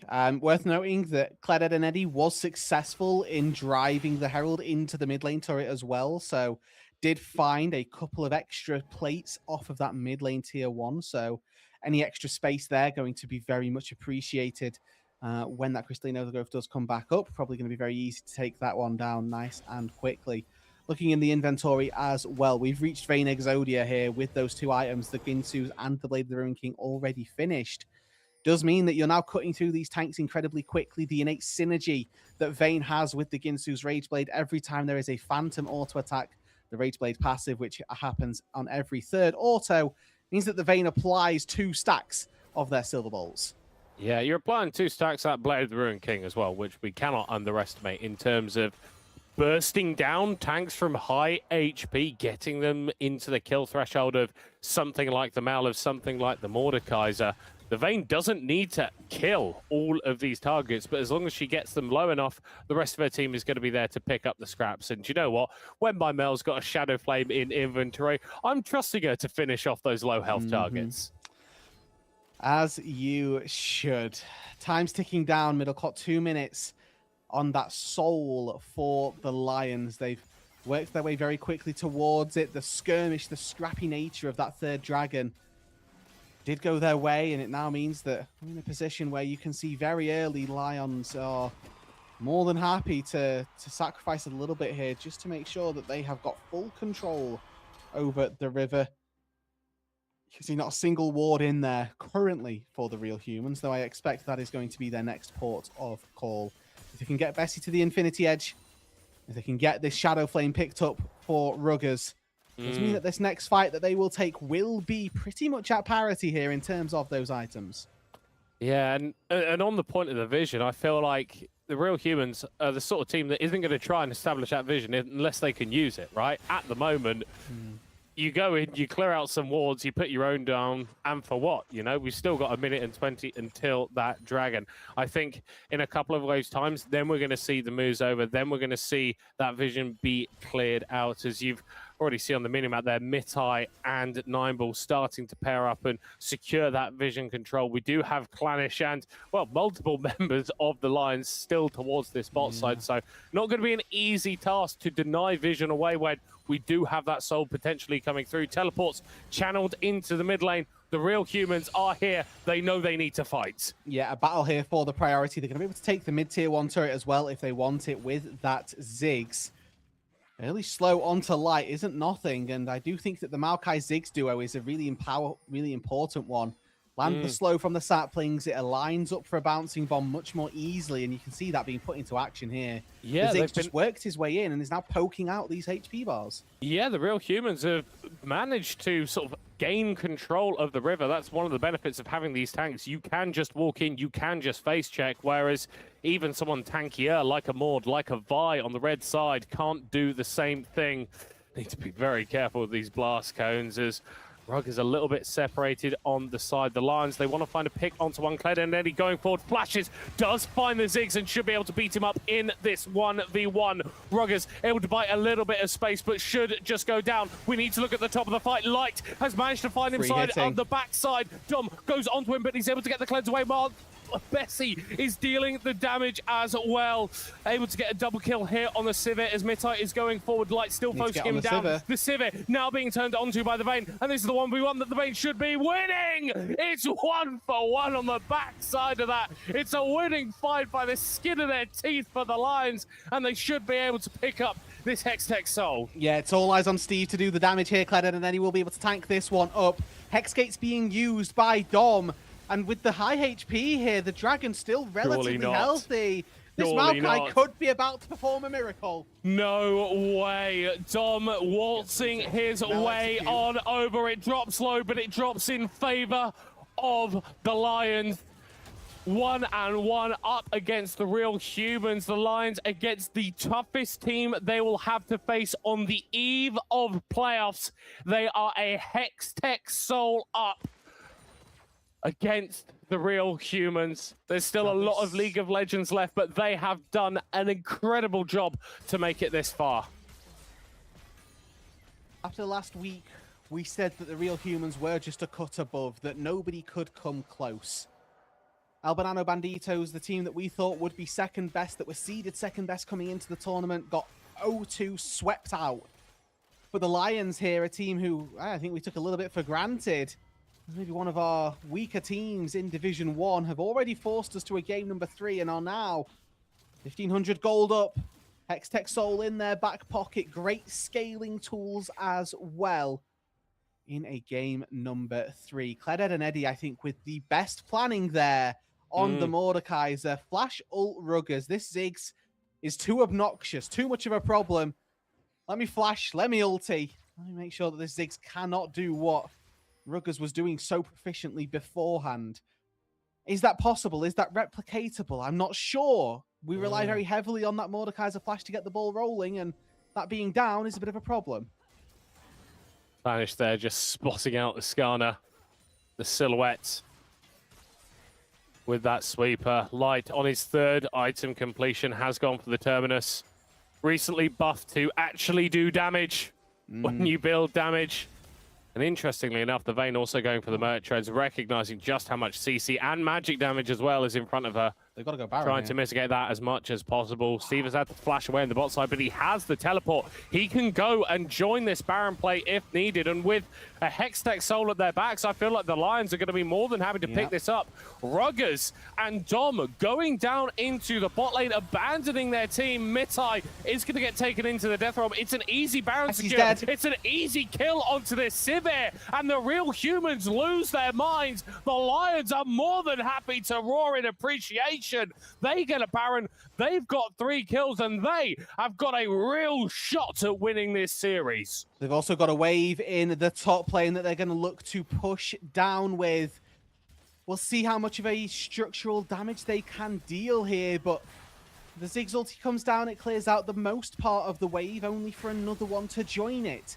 The solo lane is committed so heavily down to that bot side, and it's an incredible call from the Lions to say, you've got no TP. We're just going to take this one for free.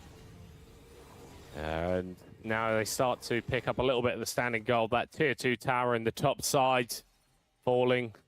Tier 1 in the mid lane dropping down. A little bit of damage done to this mid lane tier 2 as well. And still in that bot lane, we've got towers to drop as well. I think this is going to be an economy Baron, Rude Dude. This isn't about breaking the base. This is about fattening and filling the coffers of the Lions so that it can use those wallets to beat the real humans in the next fight and the one after and the one after. I think Baron at this current iteration, it's not a catch-all, end the game kind of buff, but what it can do is get you a lot of gold, and a lot of gold just in time for, oh, look, an Elder Dragon in 2.5 minutes, which is exactly that catch-all, that win more, the ability to close out a game from there. And this series, it isn't just about what we are seeing in the BFBS Pro League. The real humans have never lost a series. Period. Not this year, not last year, not the year before. It's never happened. They have not fallen in a UK Armed Forces competition at any point. And I'm going to be honest, Rude Dude, I didn't think that the Lions were going to be the team that would do it. They still haven't done it, but they have got closer than anyone has got before. It's not like the game gets worse for them as the game goes on. They're going to have a Vayne pumping out damage. They're going to have a Mel trying to do as much work as possible. But you can see that they're just a little bit scared, a little bit tentative around these neutral objectives and around the waves. They've got this Baron, but they're not so eager to get them pushing in. They haven't really been able to use those side lanes all that well either, but 1Q from Steve takes 9ball down to about 60% HP, and I mean, from there, that gives you all the prio that you need. Oh, Mitai going on to Clanish. The Vi does have a Guardian Angel, which I think is an incredible purchase for this game state right now. Light with a little bit of a push on the bot side. We've got an Elder spawning in 50 seconds. We've got a Leona ult going down onto this Vi, who is going to be able to revive. It doesn't matter if you kill her just yet. Suppression going down onto multiple damage dealing members. Here comes Light. The Vayne is turning up, but the fight has already fallen in favor of the Lions. The real humans are scattering to the wayside and proving their mortality for us all to see.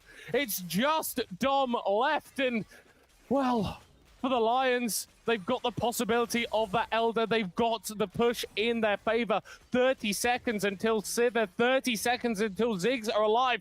Do they have enough time? It's Inhib, then Elder. That has to be the call here. The Elder is such a massive buff that if you overplay your hand, if you go a little bit too far and then don't get the Dragon, the enemy team will, and that's just a massive blunder and not something that you can give over. The Dragon has to be the priority.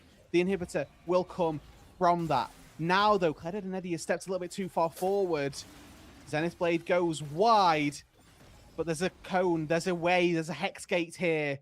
Mitai, flash ready, impale up in a few seconds, TP's in as well. Oh, they're just going for it. Cleded and Eddie is just trying to buy as much time as possible, but with the Elder on his back, he might fancy his chances, able to get that burn on multiple members of the real humans and tear them asunder. The burn, the fire cutting through them, scarring their bodies, and it's a 3rd-degree demolition of the real humans. There is nothing left save this Skada, and the Lions will not care for him one bit. The kings of the jungle roar and roar and roar once more. And the pride of the UK Armed Forces League of Legends community has been devastated, has been demolished. The first Nexus Tower will fall down, as does Mitai. There is nothing left to stop the Lions, they have done what no one has done before and claimed victory versus the Real Humans. And let's just take a second to again magnify the significance of this series. That this should never have actually happened. That the Real Humans not lost a single series ever, period. Not Doesn't once. And on, of all games, the BFBS BG, baby. The BFBS BG. It's the Lions that are able to come up trumps and take down the Real Humans. What a game! Nutty. Absolutely nutty. And it wasn't a fluke. It wasn't luck. It wasn't, oh, they got that one fight early on and that means they automatically won. They had to play on a knife edge. There were multiple occasions where it looked like the Real Humans were finding the fight, were able to go back in. But honestly, the Lions, an immaculate draft, really well played. I thought the Thresh had insane value in this game. The lanterns, the safety, all of it. I am absolutely in awe. And do you know what? Owen, thank you so much for getting us that game, man. That was quality. It really was. And you know, we were sat here thinking, oh, do we need to go back on? Are we going to reboot the stream live? Absolutely, we are. This is what you get from the BG. This is why you want to see those game threes, because the hearts are racing. There's so many tensions on the line for both sides here that, you know, there are going to be those times where the Real Humans get a little bit too close. And as soon as they see that the Elder goes down, they need to turn tail and book it. But they just didn't. They stayed a little too far forward, thought they could try and take a fight. But then all of a sudden, here come the reinforcements, now topped off with an Elder. What is there to say but an absolutely glorious game being played? Yeah. And for the Lions, this has got to be big. Yeah. This has got to be absolutely massive. You've not had the best time in Division 1, to be perfectly frank, but this series, winning versus the Real Humans, is absolutely immense. And like, the Krakens are going to be looking at this and they're going to be terrified. El Banano Banditos are going to be looking at this going, well, we were able to beat them in one best of 3, but are we going to be able to replicate that again? I don't know. I feel like we're really sort of getting into the best possible position that we could be for the playoffs that are happening. Oh next no! week. What a disaster! The games in the series are getting good as we get into the really good, high importance, like really important stages of the series. What a disaster! Oh, you know what, Reedy? I would love to wax lyrical about that game for the next 15 minutes. Yeah. But I think we do have a little bit of a responsibility to ourselves and to the wonderful staff here at BFBS who have been making this stream possible and getting it all done. So, Rude, final words from yourself before we close out this evening. Hey, look, welcome to the BFBS BG special. This is what we do, okay? Game threes, they happen, and they happen without remorse, and this is exactly why. Congratulations to Lions, commiseration to the Real Humans, and thank you to everybody for being a part of this. Couldn't have said it better. Tangerine, end the stream. We're done here, boyo.